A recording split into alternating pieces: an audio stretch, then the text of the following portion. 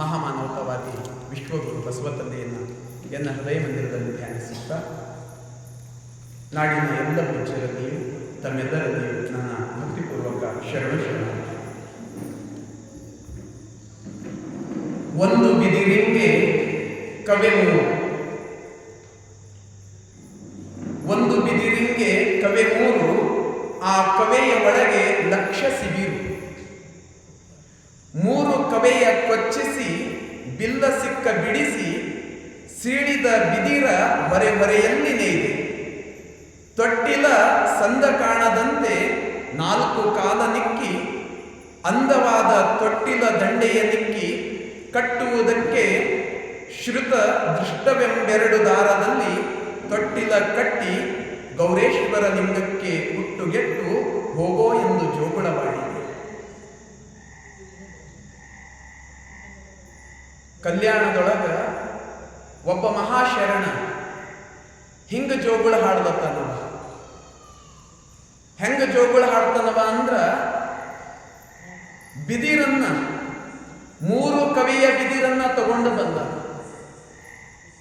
ಒಂದು ಬಿದಿರಿಂಗೆ ಮೂರು ಕವೆ, ಒಂದೊಂದು ಕವೆಯಲ್ಲಿ ಲಕ್ಷ ಲಕ್ಷ ಸಿಬಿರು.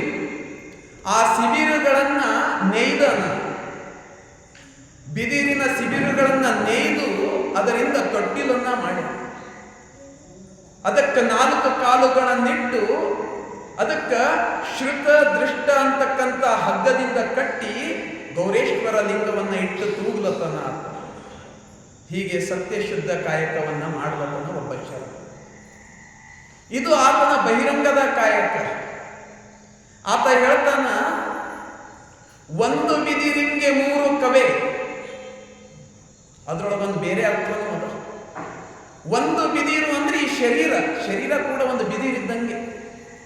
ಇದಕ್ಕೆ ಮೂರು ಕವೆಗಳು, ಇದಕ್ಕೆ ಮೂರು ರೀತಿಯ ತನುಗಳಿರ್ತವೆ.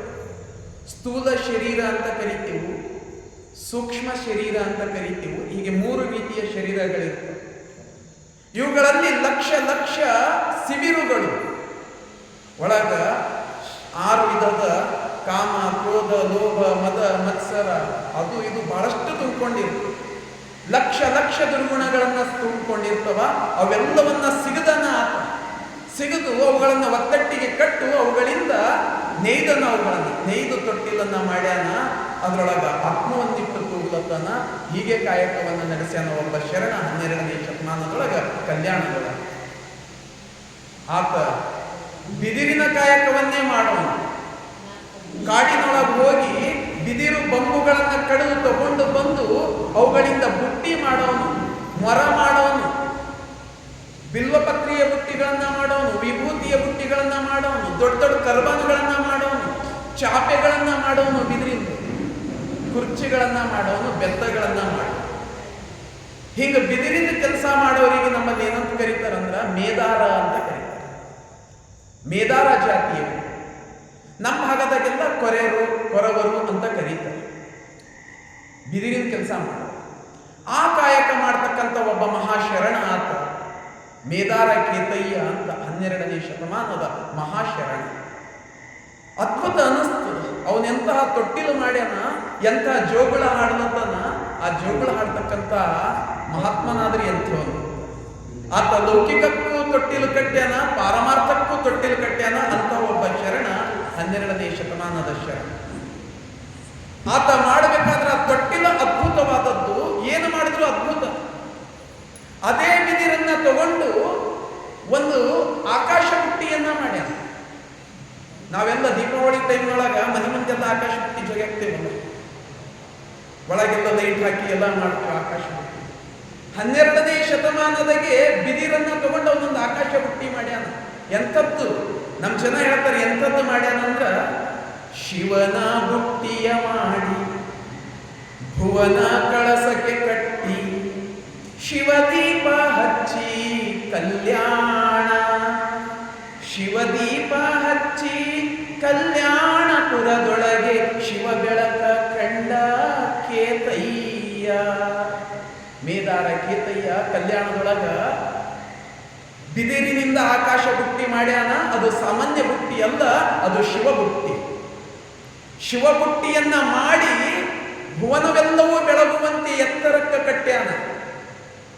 ಆತ ಭುವನದ ಕಳಸ ಕಟ್ಟಿ ಅದರೊಳಗೆ ಶಿವದೀಪವನ್ನ ಹಚ್ಚ. ನಾವು ಕರೆಂಟಿನ ದೀಪಗಳು ಹಚ್ತೇವಲ್ಲ, ಆತ ಹಚ್ಚಿರುವ ದೀಪ ಎಂಥದ್ದು? ಶಿವದೀಪ.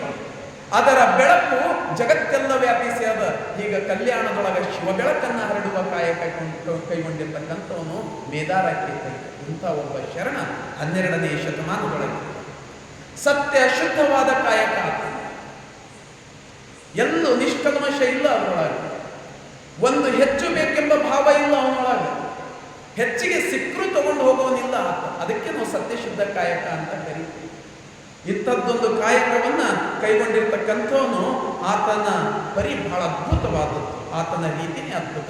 ಶರಣರೆಲ್ಲ ಅವನನ್ನ ಮೇದಾರ ಕೇತಯ್ಯನನ್ನ ಹೊಗಳುತ್ತಾರೆ. ಅಮುಗಿ ದೇವಯ್ಯ ಅಂತ ಶರಣ ಹೇಳ್ತಾನೆ. ಮೇದಾರ ಕೇತಯ್ಯ ಹೆಂಗ ಅಂದ್ರ, ಮೇದಾರ ಕೇತಯ್ಯನ ಪ್ರಸಾದವ ಕೊಂಡು ಎನ್ನ ಬಹಿರಂಗ ಸೂತಕ ಹೊರಟು ಹೋಯಿತು. ಮೇದಾರ ಕೇತಯ್ಯನ ಪ್ರಸಾದವ ಕೊಂಡು ಆತನ ಮನೆಯೊಳಗೆ ಪ್ರಸಾದ ಸ್ವೀಕಾರ ಮಾಡಿ ನನ್ನ ಸೂತಕನೇ ಹೊರಟೋಯ್ತು ಅಂತ ಹೇಳ್ತಾನೆ. ನಾವೆಲ್ಲ ಮೇದಾರ ಜಾತಿಯವರಂದ್ರು ಮುಟ್ಟಿಸ್ಕೋಬಾರ್ದು, ಆ ಜಾತಿ ಈ ಜಾತಿ ಅಂತ ನಾವು ಅನ್ಕೋತೀವು. ಶರಣರು ಏನು ಹೇಳ್ತಿರು, ಬಸವಣ್ಣ ಏನು ಹೇಳ್ತಿದ್ದ, ಸಿದ್ದರಾಮೇಶ್ವರ ಏನು ಹೇಳ್ತಿದ್ದ, ಮೇದಾರ ಕೇತಯ್ಯನ ಮನೆಯ ಪ್ರಸಾದವ ಕೊಂಡು ಎನ್ನ ಬಹಿರಂಗ ಸೂತಕ ಹೊರಟು ಹೋಯಿತು. ಅಂತಹ ಮೇದಾರ ಕೇತಯ್ಯ 12ನೇ ಶತಮಾನದೊಳಗೆ. ಇಂತಹ ಕೇತಯ್ಯನಿಗೆ ಸಾತ್ವಿಕ ಸತಿ ಶಿರೋಮಣಿ ಆಕೆ. ಅಂತಹ ಹೆಂಡತಿ, ಆಕೆಯ ಹೆಸರು ಸಾತವ್ಯ ಅಂತ. ಈತ ಸತ್ಯ ಶುದ್ಧ ಕಾಯಕ ಮಾಡಬೇಕಾದ್ರ ಅದರಿಂದ ಗಳಿಸಿ ತಂದ್ರ ಅದರಿಂದ ಅಡಿಗೆ ಮಾಡಿ ಗಂಡನಿಗೊಂದಿಷ್ಟು, ತಾನೊಂದಿಷ್ಟು, ಇನ್ನೊಂದಿಷ್ಟು ಜಂಗಮ ಸೇವೆ. ನಿತ್ಯ ದಾಸೋಹದೊಳಗ ದಾಸೋಹದ ಶಿವಶರಣಿ. ಆಕೆ ಹೇಳ್ತಾರೆ ನಮ್ಮ ಜನ, ನಿತ್ಯದಲ್ಲಿ ಜಂಗಮಕ್ಕೆ ಸತ್ಯ ಸತಿ ಸಾತವ್ವೆ ಅತ್ತಳದಿ ಪೂಜೆ ಗೈಗುಣಿಸಿ, ಅತ್ತಳದಿ ಪೂಜೆ ಗೈದುಣಿಸಿ ದಾಸೋಹ ಚಿತ್ತದಲ್ಲಿ ನಡೆಸಿ ಇರುತ್ತಿಹಳು. ಆಕೆ ಚಿತ್ತದಿಂದ ದಾಸೋಹ ಮಾಡೋದು, ಈತ ನಿತ್ಯದಲ್ಲಿ ಕಾಯಕ ಮಾಡೋನು. ಇಂಥ ಒಂದು ಸತ್ಯಶುದ್ಧ ದಾಂಪತ್ಯ 12ನೇ ಶತಮಾನದೊಳಗೆ. ಇಂತಹ ಶರಣರು ನಮ್ಮ ಕಲ್ಯಾಣದೊಳಗೆ ಮೇದಾರ ಕೇತಯ್ಯ ಮತ್ತು ಸಾತವ್ಯ. ಅದ್ಭುತ ಜೀವನ. ಅವರ ಜೀವನ ಕೇಳಬೇಕಾದ್ರೆ ಮೈ ರೋಮಾಂಚನ ಅನಿಸ್ತದೆ. ಅಂತಹ ಬದುಕು ಸಾಗಿಸೋದ್ರ ಕಲ್ಯಾಣದೊಳಗೆ ಇಟ್ಕೊಂಡು ಮೇದಾರ ಕೇತಯ್ಯ ಸಾತವ್ಯ ದಂಪತಿ ಬಂದಿದ್ದು ದೂರದ ಪ್ರದೇಶದಿಂದ. ಕಲ್ಯಾಣದವ್ರು ಏನಂದ, ದೂರದ ಪ್ರದೇಶದಿಂದ ಬಂದವರು. ಮಲೆನಾಡು ಪ್ರದೇಶ, ಶಿವಮೊಗ್ಗ ಜಿಲ್ಲೆ ಮಲೆನಾಡು ಪ್ರದೇಶದೊಳಗಿಂದ ಬಂದಿರತಕ್ಕಂಥವ್ರು. ಎಂತಹ ಊರು ಅಂದ್ರ, ಮಲೆನಾಡ ಗಡಿಯೊಳಗೆ ಉಳುಮೆ ಬೆಟ್ಟದ ಬೆಳಗ್ಗೆ ಬೇಲೂರ ಕೇತ ಮೇದಾರ, ಬೇಲೂರ ಕೇತ ಮೇದಾರ ಕಾಡೊಳಗೆ ಬೆಳದಾಡಿ ಕಲಿತ ಶಿವಮಾತವ. ದೂರದ ಮಲೆನಾಡಿನ ಪ್ರದೇಶದಲ್ಲಿರ್ತಕ್ಕಂತಹ ಒಂದು ಊರು, ಸಣ್ಣ ಊರು. ಆ ಊರಿನಿಂದ ಬಂದಿರತಕ್ಕಂಥ ಒಂದು ಬೇಲೂರು ಅಂತಕ್ಕಂಥ ಊರು. ಆ ಊರಿನಿಂದ ಬಂದಿರತಕ್ಕಂಥ ಶಿವಶರಣ ಆತನ ಮಡದಿ ಸಾತವ್ಯ ಸತ್ಯ ಶುದ್ಧ ಭಕ್ತಿಯ ಶರಣೆ. ಆಕೆಯ ಬಗ್ಗೆನು ಜನಪದರೇ ಹೇಳ್ತಾರೆ. ಕೇತಯ್ಯ ನಿನ ಮಡದಿ ಸಾತವ್ಯ ಎನ್ನುವಳು ಜಾತಿ ಮೇದರದು ಕಸುಬಿನಲಿ, ಜಾತಿ ಮೇದರದು ಕಸುಬಿನಲಿ ನಾಡೊಳಗೆ ನೀತಿ ಶಿವಮತದ ವರೆಗಲ್ಲು. ಎಲ್ಲರೂ ಜಾತಿ ಮೇದರದು ಅನ್ನೋರು, ಆದ್ರೆ ಅವ್ರ ನೀತಿ ಶಿವಮತದ ನೀತಿ. ಕಸುಬಿಗೆ ಮಾತ್ರ ಹೆಸರಿತ್ತು 12ನೇ ಶತಮಾನದೊಳಗ. ಜಾತಿ ಅಂತ ಪರಿಗಣನೆ ಮಾಡದೇ ಇರಲಿಲ್ಲ ಅವರು. ಬಸವಣ್ಣನವರೇ ಹೇಳ್ತಿದ್ರು, ಜಾತಿ ಜಾತಿ ವಿಜಾತಿ ಅನ್ನಬಾರದು, ನೆಲನೊಂದೇ ಹೊಲಗೇರಿ ಶಿವಾಲಯಕ್ಕೆ. ನೆಲ ಇರೋದು ಹೊಲಗೇರಿನೂ ಅದೇ ನೆಲದ ಮ್ಯಾಲ, ಶಿವಾಲಯ ಇರೋದು ಅದೇ ನೆಲದ ಮ್ಯಾಲ. ಜಲವೊಂದೇ. ನಾವು ಶೌಚ ಆಚಮನ, ಲಿಂಗ ಪೂಜೆಗೆ ಬಳಸೋದು ಅದೇ ಜಲ, ಶೌಚಕ್ಕೆ ಬಳಸೋದು ಅದೇ ಜಲ. ಅಂದ ಮ್ಯಾಲ ಯಾಕೆ ಜಾತಿ ಮನುಷ್ಯರೊಳಗ? ಅವರು ಜಾತಿಯಲ್ಲಿ ಮೇದಾರ ಇರಬಹುದು, ಆದ್ರೆ ನೀತಿಯೊಳಗ ಶಿವಮತಸ್ಥರು, ಶಿವ ಸಂಪ್ರದಾಯದವರು, ಶಿವನನ್ನ ಧ್ಯಾನಿಸಿದವರು, ನಿತ್ಯ ಪೂಜೆಯೊಳಗ ಮುಳುಗಿರ್ತಕ್ಕಂಥ ಶರಣರು ಮೇದಾರ ಕೇತಯ್ಯ ಮತ್ತು ಸಾತವ್ಯ. ಬೇಲೂರಿನೊಳಗ ಸತ್ಯ ಶುದ್ಧ ಕಾಯಕವನ್ನ ಕೈಗೊಂಡಿರ್ತಕ್ಕಂಥವರು. ಅಂತಹ ಮೇದಾರ ಕೇತಯ್ಯ ಹೆಣೆಯುವ ಬುಟ್ಟಿ, ತೊಟ್ಟಿಲು, ಕರಂಡಿಗೆಗಳು, ಆಗ ಲಿಂಗ ಇಟ್ಕೊಳ್ಬೇಕಾದ್ರೆ ಅದನ್ನು ಕೂಡ ಬಿದಿರಿನಿಂದಾನೇ ಮಾಡ್ತಿದ್ರು. ಬಿದಿರು ಅದು ಸರ್ವಕಾಲಕ್ಕೂ ಸರ್ವರಿಗೂ ಸಲ್ಲುವಂಥದ್ದು. ಆ ಬಿದಿರೇ ಹೇಳ್ತದಂತ, ಬಿದಿರು ನಾನು ಯಾರಿಗಲ್ಲದ ಬರು. ಹುಟ್ತಾ ಹುಟ್ತಾ ಹುಲ್ಲಾಗಿ ಬೆಳೀತದ, ಬೆಳೀತಾ ಬೆಳೀತಾ ದಷ್ಟು ಪುಷ್ಟ ಆಗ್ತದ. ಒಂದು ಕೂಸು ಹುಟ್ಟ್ಯಾದಂದ್ರೆ ತೊಟ್ಟಲು ಬಿದಿರಿನಿಂದಾನೇ ಮಾಡ್ತಿದ್ರು. ಅದು ಬೆಳಿಬೇಕಾದ್ರೆ ಆಟ ಸಾಮಾನುಗಳು ಬಿದಿರಿಂದಾನೇ ಇರ್ತಿದ್ದು. ಮುಂದೆ ಬೆಳೀತಾ ಬೆಳೀತಾ ದೊಡ್ಡವಾದ್ರು ಎಲ್ಲ ವಸ್ತುಗಳಿಗೆ ಬಿದಿರೇ ಬಳಸ್ತಿತ್ತು. ಮಹಾತ್ಮರ ಕೈದಾಗಿನ ಬೆತ್ತ ಬಿದಿರೇ ಇರ್ತಿತ್ತು, ಕೃಷ್ಣನ ಕೈಯೊಳಗಿನ ಕೊಳಲು ಬಿದಿರೇ ಇರ್ತಿತ್ತು, ಸತ್ತಾಗ ಹೊತ್ಕೊಂಡು ಹೋಗೋ ಚಟ್ಟನೂ ಬಿದಿರೇ ಇರ್ತಿತ್ತು. ಬಹುಪಯೋಗಿ ವಸ್ತು ಬಿದಿರು. ಅಂತ ಬಿದಿರಿನ ಮಾತನ್ನ ಹೇಳ್ತಾನ ಆತ ಮೇದಾರ ಕೇತಯ್ಯ. ಬಿದಿರೇ ತನ್ನ ಕಾಯಕಕ್ಕೆ ಆಯ್ಕೆ ಮಾಡಿಕೊಂಡಿದ್ದ, ಅದು ಎಷ್ಟು ಶ್ರೇಷ್ಠ ಅಂತ ಹೊಗಳ್ತಾ ಹೊಗಳ್ತಾ ಅದನ್ನೇ ಮಾರಾಟ ಮಾಡ್ತಾ ಹೊರಡ್ತಾ ಇದ್ದ, ಅದರಿಂದ ಮಾಡಿರ್ತಕ್ಕಂಥ ವಸ್ತುಗಳು. ಇಂಥ ಕೇತಯ್ಯ ತಾನು ಮಾಡಿರ್ತಕ್ಕಂಥ ವಸ್ತುಗಳನ್ನ ತನ್ನ ಊರಲ್ಲೆಲ್ಲ ಮಾರ್ತಾ ಹೊರಡವನು ಬಹಳ ಭಕ್ತಿ ಭಾವದಿಂದ. ಆತ ಮೇದಾರ ಕೇತಯ್ಯ ಭಕ್ತಿ ಭಾವದ ಶರಣ. ಈಕೆ ಸಾತ್ವಿಕ ಶಿರೋಮಣಿ ಸತಿ. ಇಬ್ಬರ ದಾಂಪತ್ಯ ಅನ್ಯೋನ್ಯ ದಾಂಪತ್ಯ. ತಮ್ಮೂರಿನೊಳಗ ಒಳ್ಳೆ ಶುದ್ಧ ಭಕ್ತಿಯಿಂದ ಜೀವನ ನಡೆಸ್ತಾ ಇದ್ರು. ಆದ್ರೂ ಆತನಿಗೆ ಸಮಾಧಾನ ಇಲ್ಲ. ನನಗೊಂದಿಷ್ಟು ಜ್ಞಾನ ಬೇಕು ಅನ್ನೋ, ಒಂದಿಷ್ಟು ಅರಿವು ಬೇಕಲ್ಲ, ಆ ಅರಿವನ್ನ ಹುಡುಕೊಂಡು ಹೊರಡಬೇಕು ಅಂತ ತಲೆಯಾಗಿ ಬರ್ತಿತ್ತು. ಹೊರಡಬೇಕಾದ್ರೆ ಎಲ್ಲಿ ಹೊರಡಬೇಕು? ಅಷ್ಟೊತ್ತಿಗೆ ಗಾಳಿ ಬೀಸ್ತು. ಕಲ್ಯಾಣದೊಳಗ ಮಹಾ ಕಲ್ಯಾಣ ಆಗಲತ್ತದ ಅಂತ. ಅದಕ್ಕ ಆತ ಏನು ಮಾಡ್ದ ಅಂದ್ರೆ ಕಲ್ಯಾಣಕ್ಕೆ ಹೊರಟು ಬಿಟ್ಟ ತನ್ನ ಹೆಂಡತಿಯ ಜೊತೆ. ಇಬ್ರು ಕಲ್ಯಾಣಕ್ಕೆ ಬಂದ್ರು.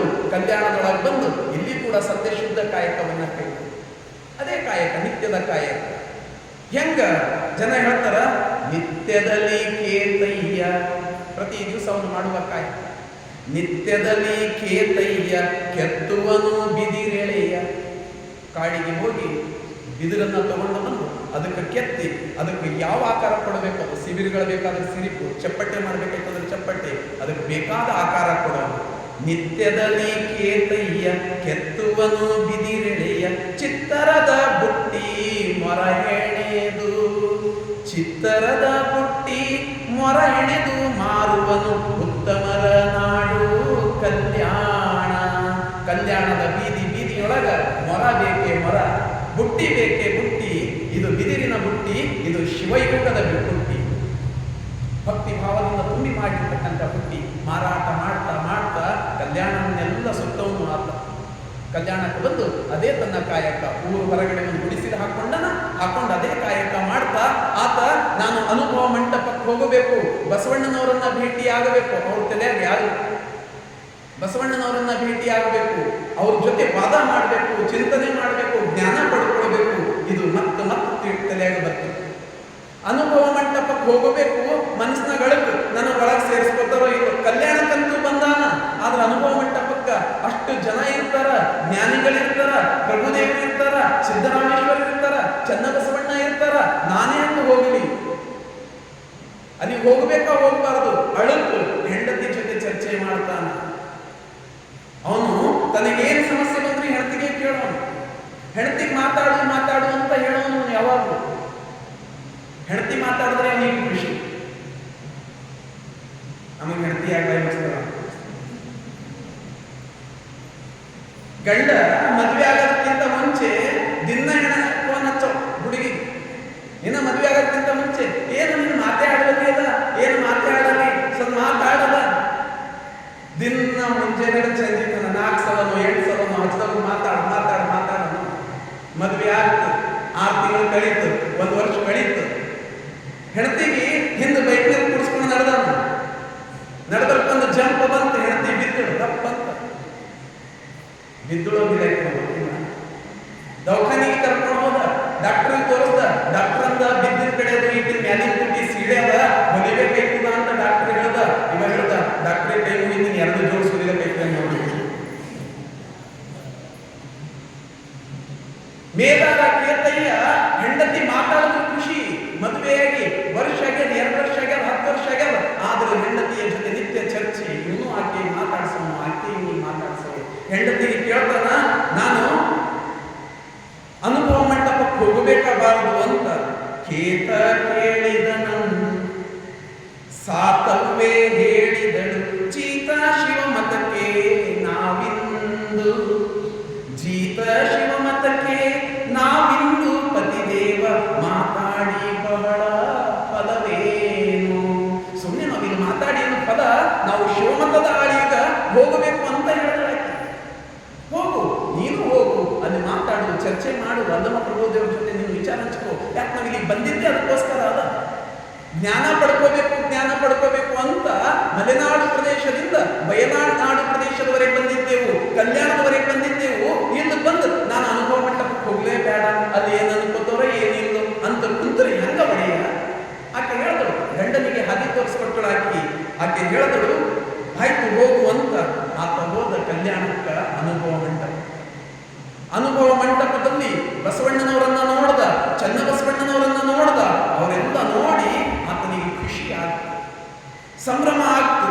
ಅಲ್ಲಿ ಹೋಗಿ ಅನುಭವ ಮಂಟಪಕ್ಕೆ ಹೋದಾಗ ಚರ್ಚೆ ನಡೆದಿತ್ತು, ಗಂಭೀರವಾದ ಚರ್ಚೆ. ಅದನ್ನೆಲ್ಲ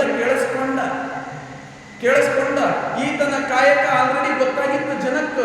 ಇವರು ಒಬ್ಬರು ಶರಣರ ಸತ್ಯ ಶುದ್ಧ ಕಾಯಕ ಮಾಡ್ತಾರ, ಇವ್ರಿಗೆ ಯಾವುದು ಆಸೆ ಆಮಿಷಗಳಿಲ್ಲ ಅಂತ ಎಲ್ಲ ಭಕ್ತರಿಗೆ ಗೊತ್ತಾಗಿತ್ತು. ಶರಣರೆಲ್ಲ ಬಸವಣ್ಣವ್ರಿಗೆ ಆಲ್ರೆಡಿ ಹೇಳಿಬಿಟ್ಟಾರ, ಮೇದಾರ ಕೇತಯ್ಯನವರು ಸತ್ಯಶುದ್ಧ ಶರಣರದರ ಅಂತ.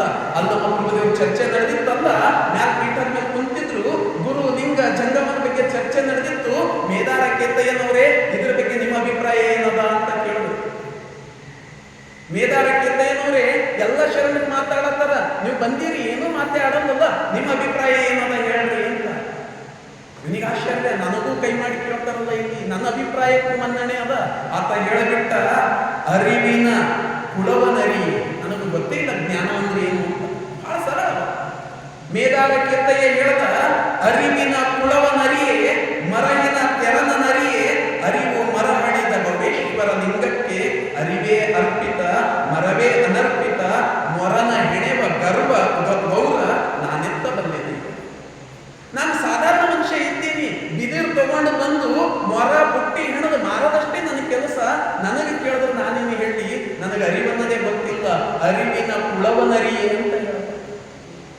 ನನಗೆ ಅರಿವಂದ್ರೆ ಏನು, ಜ್ಞಾನ ಅಂದ್ರೆ ಏನು ಗೊತ್ತಿಲ್ಲ, ಮರಿವಂದ್ರೆ ಏನು ಗೊತ್ತಿಲ್ಲ. ನನ್ನ ಅರಿವು ಆ ಗೌರೇಶ್ವರ ಲಿಂಗಕ್ಕೆ ಅರ್ಪಿತ ಅದ, ಮರವು ಅನರ್ಪಿತ ಅದ. ಅದಕ್ಕೆ ನಾನು ಮೊರವನ್ನ ಹೆಣೆವ ಗೌರನಿದ್ದೀನಿ, ನನಗೇನು ಗೊತ್ತದ ಅಂತ ಹೇಳಿಬಿಟ್ಟ. ಪ್ರಭುದೇವರು ಒಪ್ಪಬೇಕಲ್ಲ, ಇಲ್ಲ, ನಿನ್ನೊಳಗೆ ಅಗಾಧ ಅನುಭವ ಅದ.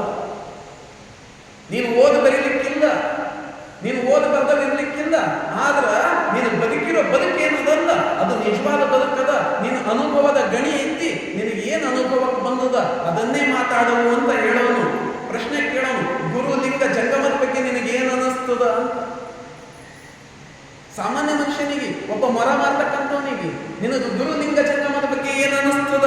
ಆತ ಹೇಳ್ದ, ಗುರು ಹುಸಿ ಲಿಂಗ ದಿಟವೆನ್ನಲಿಲ್ಲ. ಬಸವಣ್ಣನವರ ತತ್ವವನ್ನು ಎಷ್ಟು ಚಂದ ಅರ್ಥ ಮಾಡ್ಕೊಳ್ಳೋಣಂತ, ಬಸವಣ್ಣನವರು ಅಲ್ಲಮ ಪ್ರಭುದೇವರು ಶರಣರೆಲ್ಲ ಹೇಳ್ಯಾರ, ಗುರು ಲಿಂಗ ಜಂಗಮ ಶ್ರೇಷ್ಠ ಅಂತ. ಗುರುವಿಗಿಂತ ಲಿಂಗ ಮುಂದ, ಲಿಂಗಕ್ಕಿಂತ ಜಂಗಮ ಮುಂದ, ಅವೆಲ್ಲದಕ್ಕಿಂತಲೂ ಕಾಯಕ ಮುಂದೆ.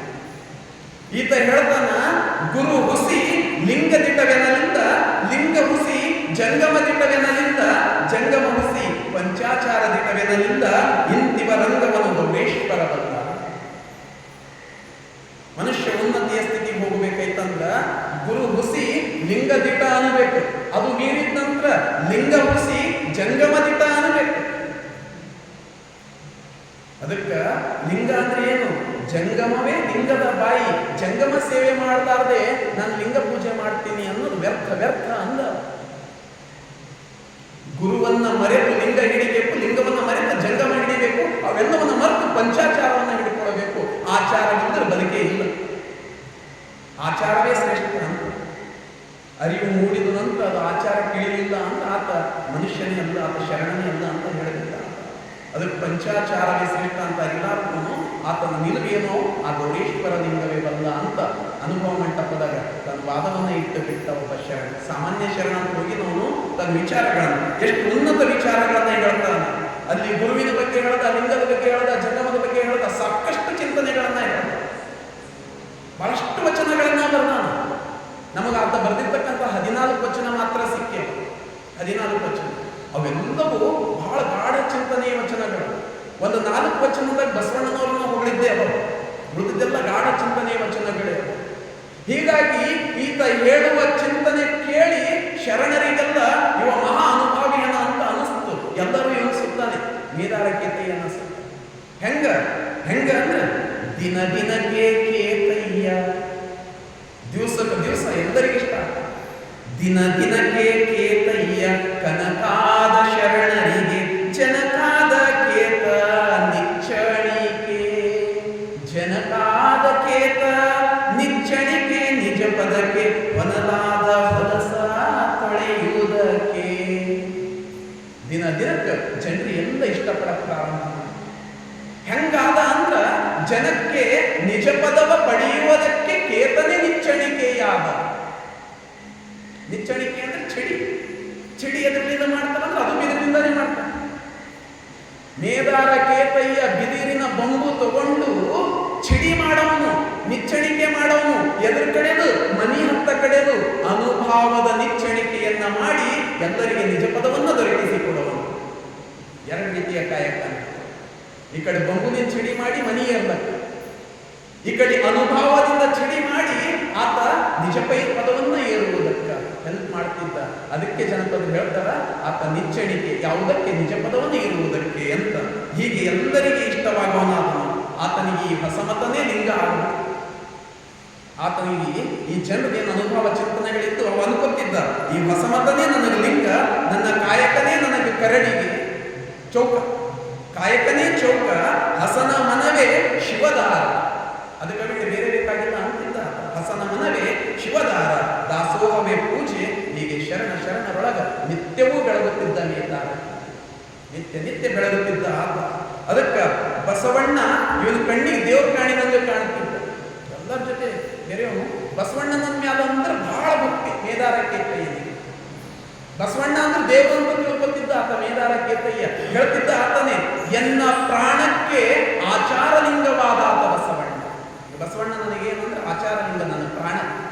ಎನ್ನ ಪ್ರಾಣಕ್ಕೆ ಆಚಾರಲಿಂಗವಾದ ಆತ ಬಸವಣ್ಣ, ಎನ್ನ ಜಿಹ್ವೆಗೆ ಗುರುಲಿಂಗವಾದ ಆತ ಬಸವಣ್ಣ, ಎನ್ನ ನೇತ್ರಕ್ಕೆ ಶಿವಲಿಂಗವಾದ ಆತ ಬಸವಣ್ಣ, ಎನ್ನ ಶ್ರೋತ್ರಕ್ಕೆ ಪ್ರಸಾದಲಿಂಗವಾದ ಆತ ಬಸವಣ್ಣ, ಎನ್ನ ಹೃದಯಕ್ಕೆ ಮಹಾಲಿಂಗವಾದ ಆತ ಬಸವಣ್ಣ. ಇಂತಿಂದರಿದೆನಾಗಿ ಗೌರೇಶ್ವರ ಲಿಂಗದಲ್ಲಿ ಇದ್ದೇನೆ.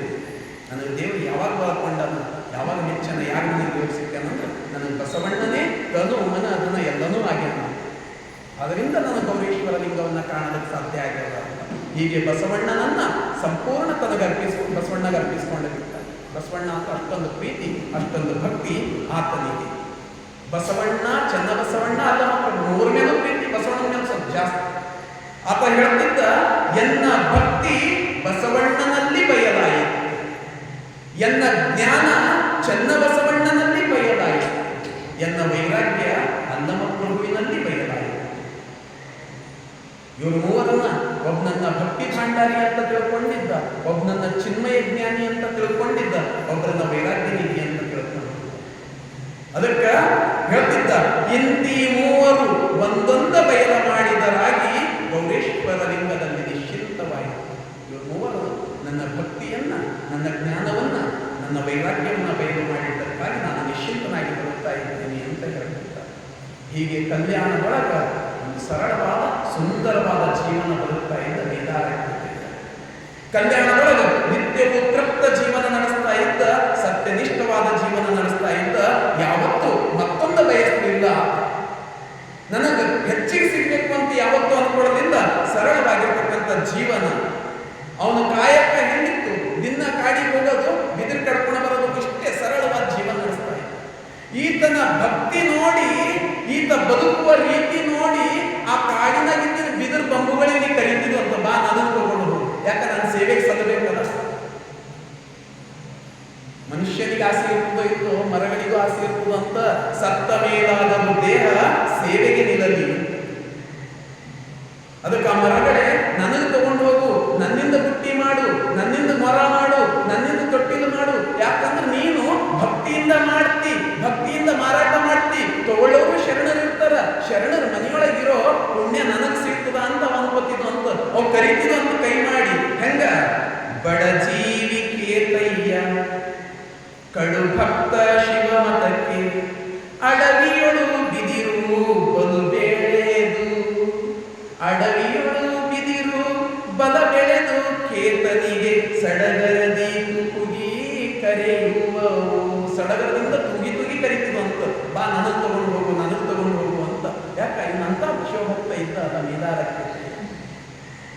ಆತನ ಜೀವನ ನಡೀತಾ ಇತ್ತು. ಆತ ಕಾಯಕಗಳ ಮುಕ್ತನಾಗಿರ್ತಿದ್ದ.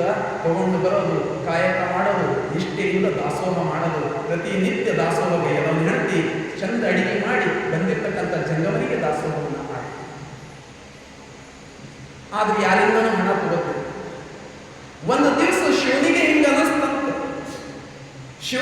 ಅನಸ್ತಂತ. ಇವನು ಬಹಳ ಬಡವ, ಬಹಳ ಕಷ್ಟದಾಗದನ್ನ. ಹಾಗಿದ್ದು ಜಂಗಮ ದಾಸೋಹ ಮಾಡ್ತಾನ. ಇವನಿಗೆ ನಾನು ಏನಾದ್ರೂ ಹೆಲ್ಪ್ ಮಾಡ್ಬೇಕಲ್ಲ.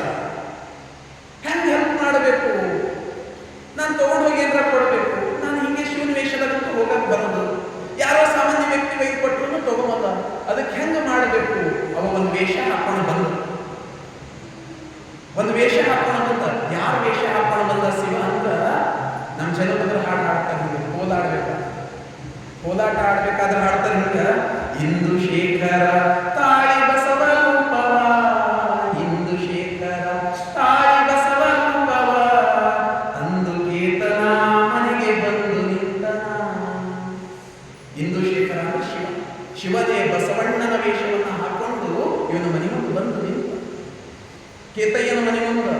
ಕೇತಯ್ಯ ಇಲ್ಲ ಮನೆದಾಗ, ಅವನು ನೋಡ್ಕೊಂಡೇ ಬಂದ. ಇಂದು ಶೇಖರ ತಾಳಿ ಬಸವ ರೂಪವ, ಅಂದು ಕೇತನೇ ಮನೆಗೆ ಬಂದು ನಿಂತನ. ಕೇತನಿಲ್ಲದ ಸಮಯ ನೋಡಿ ಬಂದನು, ಕೇತನಿಲ್ಲದ ಸಮಯ ನೋಡಿ ಬಂದನು. ಸಾತವ್ಯಗೆ ನೀಡದೆಂದು ಹೊನ್ನ ತಂದನು. ಸಾತವ್ಯ ಒಂದಿಷ್ಟು ಹಣ್ಣು ಕೊಟ್ಟು ಹೋಗೋಣ, ಹಣ ಕೊಟ್ಟು ಹೋಗೋಣ, ಅವ್ರ ಬದುಕು ಚಂದ ಆಗಲಿ ಅಂತ ಬಸವಣ್ಣನ ವೇಷ ಹಾಕೊಂಡು ಬಂದು ಸಾತವ್ಯಗೆ ನನಗ ದಾಸೋಹ ಮಾಡು ಅಂತ ಕೇಳ್ದ. ಅಲ್ಲಿ ಹೋಗಿ ಒಂದಿಷ್ಟು ಪ್ರಸಾದ ಸ್ವೀಕಾರ ಮಾಡ್ದ. ನೋಡ್ರಿ, ನೀವೆಲ್ಲ ಜಂಗಮರಿಗೆ ಸೇವೆ ಮಾಡ್ತಾ ಇದ್ದೀರಿ, ಅದಕ್ಕೆ ನಿಮಗೆ ಕಷ್ಟ ಆಗ್ತದ, ಇನ್ನೊಂದಿಷ್ಟು ಬಂದು ತಗೋರಿ, ಇದರಿಂದ ನಿಮ್ಮ ಜೀವನ ನಡೆಸಿ ಅಂತ ಕೊಟ್ಟ. ಸಾತವ್ಯ ಆಕೆನೂ ಶಿವಭಕ್ತಿ. ಕಾಯಕದಿಂದ ಬಂದದ್ದಲ್ಲದೆ ಅದು ಬನ್ನಾದರೂ ಮುಟ್ಟಬಾರದು ಅನ್ನೋ ಭಾವನೆ ಇಟ್ಟಿದ್ದು. ಬ್ಯಾಡ ಅಂದಳು ಬಸವಣ್ಣ. ಇಲ್ಲ ತಗೋ ಅಂದ. ಬಸವಣ್ಣ ಇಲ್ಲವ, ಬಸವಣ್ಣನ ವೇಷದ ಶಿವ ಅದನ್ನ ತಗೋ ಅಂದ. ಐಕಿ ಬ್ಯಾಡ ಅಂದಳು, ಮುಟ್ಲಿಲ್ಲ. ಕಡೆಗೆ ಜಬರ್ದಸ್ತಿ ಅಲ್ಲೇ ಇಟ್ಟು ಮನೆಯನ್ನು ಹೊರಗೆ ಬಂದುಬಿಟ್ಟು ಗಾಯಪಾಗ್ಬಿಟ್ಟು ಅಂತರ್ಧಾನನಾಗಿಬಿಟ್ಟು ಹೊರಗೆ ಬಂದು ನೋಡ್ತಾನ. ಯಾರು ಇಲ್ಲ. ಹಣ ಅಂತ ಉಳ್ಕೊಳ್ತು. ಗಂಡ ಕಾಡಿಗೆ ಹೋಗಿದ್ದ, ಬಂಬು ಕಡಿಯಕ್ಕ, ಬಿದಿರು ಕಡಿಯಕ್ಕ ಹೋದ. ಬಿದಿರನ್ನೆಲ್ಲ ಕಡ್ಕೊಂಡು ಅದಕ್ಕೆ ಚಂದ ಮಾಡಿ ತಗೊಂಡು ಬಂದು ಮನೆ ಹೊರಗೆ ಇಟ್ಟಾನ. ಒಳಗೆ ಹೋಗಿ ನೋಡ್ತಾನ. ಹೆಂಡತಿ ಅದ ಕೂತಳ, ನೋಡ್ದಳ. ಹಣ ಅದ ಪಕ್ಕದೊಳಗೆ. ನೋಡ್ದ, ಎಲ್ಲಿಂದು ಹಣ? ಬಸವಣ್ಣನವ್ರು ಬಂದಿರು, ಬಸವಣ್ಣನವ್ರು ಇಟ್ಟು ಹೋಗ್ಯಾರ. ನೀನ್ ಯಾಕೆ ತಗೊಂಡಿ ಅಂತ ಅವ. ನಾನ್ ತಗೊಂಡಿದ್ದ ಎಷ್ಟು ಹೇಳಿದ್ರು ಜಬರ್ದಸ್ತಿಗೆ ಇಟ್ಟು ಹೋಗ್ಯಾರ. ನಾನು ಹಿಂದೆ ಹೋಗಿನಿ, ಹೊರಗೆ ಹೋಗಷ್ಟಿಗೆ ಗೈಪ್ ಆಗ್ಯಾರ. ಎಲ್ಲಿ ಹೋಗ್ಯಾರೋ ಏನೋ. ಹೆಂಡತಿ ಹೇಳಿದ್ರು. ಆತನಿಗೆ ಸಿಟ್ಟು ಬಂದು ಹೋಯ್ತು. ಬಸವಣ್ಣನೂ ಹಿಂಗೆ ಮಾಡ್ತಾನ. ಸಿಟ್ಟು ಬಂದು ಹೋಯ್ತು. ಸಿಟ್ಟು ಬಂದು ಹೇಳ್ತಾನವ, ರೊಕ್ಕ ಹೆಚ್ಚಿತು.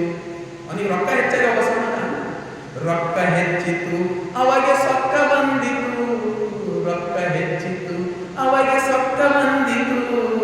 ಇಕ್ಕಿ ಹೋದನೇ ಬಸವ ಬನ್ನ ಮನೆಯೊಳಗ ಬಂಗಾರ ಹೋದ. ಅವನಿಗೆ ಎಷ್ಟು ಸೊಕ್ಕ ಬಂದ, ರೊಕ್ಕ ಹೆಚ್ಚಾಗಿದೆ ಅಂತ ಯಾರಿಗೂ ದಾನ ಮಾಡ್ತೀನಿ ಅಂತ ತಿಳ್ಕೊಂಡ ಅಂತ. ಹೆಚ್ಚು ಆದರೆ ಬೆಂಕಿ ಹಚ್ಚಬಾರದೆ. ಅವನಿಗೆ ಹೆಚ್ಚಾದ್ರೆ ಬೆಂಕಿ ಹಚ್ಚಬೇಕೇನು, ನಮಗೆ ತಂದು ಕೊಡ್ತಾನೆ. ಹೆಚ್ಚು ಆದರೆ ಬೆಂಕಿ ಹಚ್ಚಬಾರದೆ, ತುಚ್ಛ ಮಾಡಲು ಹಣವ ಸುರಿದು ಹೋದನು. ನಮ್ಮ ಬದುಕು ಹಾಳು ಮಾಡ್ಲಕ್ಕ ರೊಕ್ಕ ಸುರಿದು ಹೋಗ್ಯಾನಿಲ್ಲಿ ಅಂತ ಬೇಡ. ಕಡಿ ಹೆಂಡತಿ ಹೇಳ್ತಾನ, ಇದು ತಗೊಂಡು ಹೋಗಿ ಹೊರಗೆ ತಿಪ್ಪ್ಯಾಗ ಬಿಟ್ಟಾಕು. ಬಿಟ್ಟಿದ ನಂತರ ಮನಿ ಆಕಳ ಸಗಣಿ ತಗೊಂಡು ಚಂದ ಹೆಂಡೆ ತಗೊಂಡು ಸಾರಿಸು, ಸ್ವಚ್ಛ ಮಾಡು, ಆ ನಂತರ ಸ್ನಾನ ಮಾಡು ಅಂತ ಹೇಳ. ಒಯ್ದು ತಿಪ್ಪ್ಯಾಗ ಬಿಟ್ಟಾಕಿದ್ರೆ ಗಂಡ ಹೆಂಡತಿ ಭಂಗ. ಮನಿ ಮುಟ್ಟ ಬಂದಿನ ಭಂಗ. ಹೊರಗೆ ಒಯ್ದು ತಿಪ್ಪ್ಯಾಗ ಬಿಟ್ಟಾಕಿ ಇಬ್ರು ಸ್ನಾನ ಮಾಡಿ ಲಿಂಗ ಪೂಜೆ ಮಾಡಿ ಮತ್ತೆ ದಾಸೋಹ, ಕಾಯಕ ದಾಸೋಹ ಮಾಡ್ತಾರೆ. ಹೀಗೆ ಬದುಕಿದ್ರೆ ಶರಣ 12ನೇ ಶತಮಾನದೊಳಗ ಮೇದಾರ ಕೇತಯ್ಯ ಅನ್ನೋ ಶರಣ ಹಣ ಮುಟ್ಟಲಿಲ್ಲ. ಮರುದಿವ್ಸ ಮತ್ತೆ ಎದ್ದ ಮುಂಜಾನೆ ಮತ್ತೆ ಎದ್ದು ತನ್ನ ಕಾಯಕ. ಆ ರೊಕ್ಕದ ಇದ್ದ ಪಾಪ ದುಡಿಯ ತಪ್ಪಿತ್ತು. ನಮಗಾದ್ರೆ ಹಂಗೆ ಅನಿಸ್ತೀವಿ. ರೊಕ್ಕ ಬಂದ್ರೆ ನಾಳೆಗೆ ದುಡಿದಕ್ಕಂತ ತುಂಬೋದಪ್ಪ ಆರಾಮ ಸುಖದಿಂದ ಇರೋದು. ಆದ್ರೆ ಹಾಗಿಲ್ಲ. ಬಂದಿರೋ ದುಡ್ಡನ್ನು ಪಟ್ಟು ಬಿಟ್ಟ. ಮತ್ತು ಮುಂಜಾನೆ ಕೊಡಲಿ ಹಿಡ್ಕೊಂಡು ಹೊರಗೆ ಕೊಡ್ಬಿಟ್ಟ. ಕೊಡಲಿ ತಗೊಂಡ ಬಂಬು ಕಡಿತಕ್ಕಂಥದ್ದು ಇತ್ತು ಕತ್ತಿ. ಅಂಥದ್ದೊಂದು ಹರಿತವಾದ ಕತ್ತಿ ತಗೊಂಡು ಕಾಡಿ ಹೊರಟು ಬಿಟ್ಟ. ಹೋಗಿ ಏನೋ ಒಂದಿಷ್ಟು ಎಲ್ಲ ಕಾಡೆಲ್ಲ ತಿರುಗಾಡಿ ನೋಡ್ಯಾನ ಯಾವ ಚಂದ ಅಂತ ನೋಡಿದನು. ಆದ್ರೆ ತಲೆಯೊಳಗೆಲ್ಲ ಬಸವಣ್ಣ ಯಾಕೆ ಹಿಂಗೆ ಮಾಡ್ದ, ಬಸವಣ್ಣ ಯಾಕೆ ಹಿಂಗೆ ಮಾಡ್ದ, ತಲೆಗೆ ಅದೇ ಚಿಂತೆ ಅದ. ಅವನಿಗೆ ಯಾಕೋ ಭಾಳ ಟೈರ್ಡ್ ಆದಂಗೆ ಅನಿಸ್ತು, ಆಯಾಸ ಆದಂಗೆ ಅನಿಸ್ತು.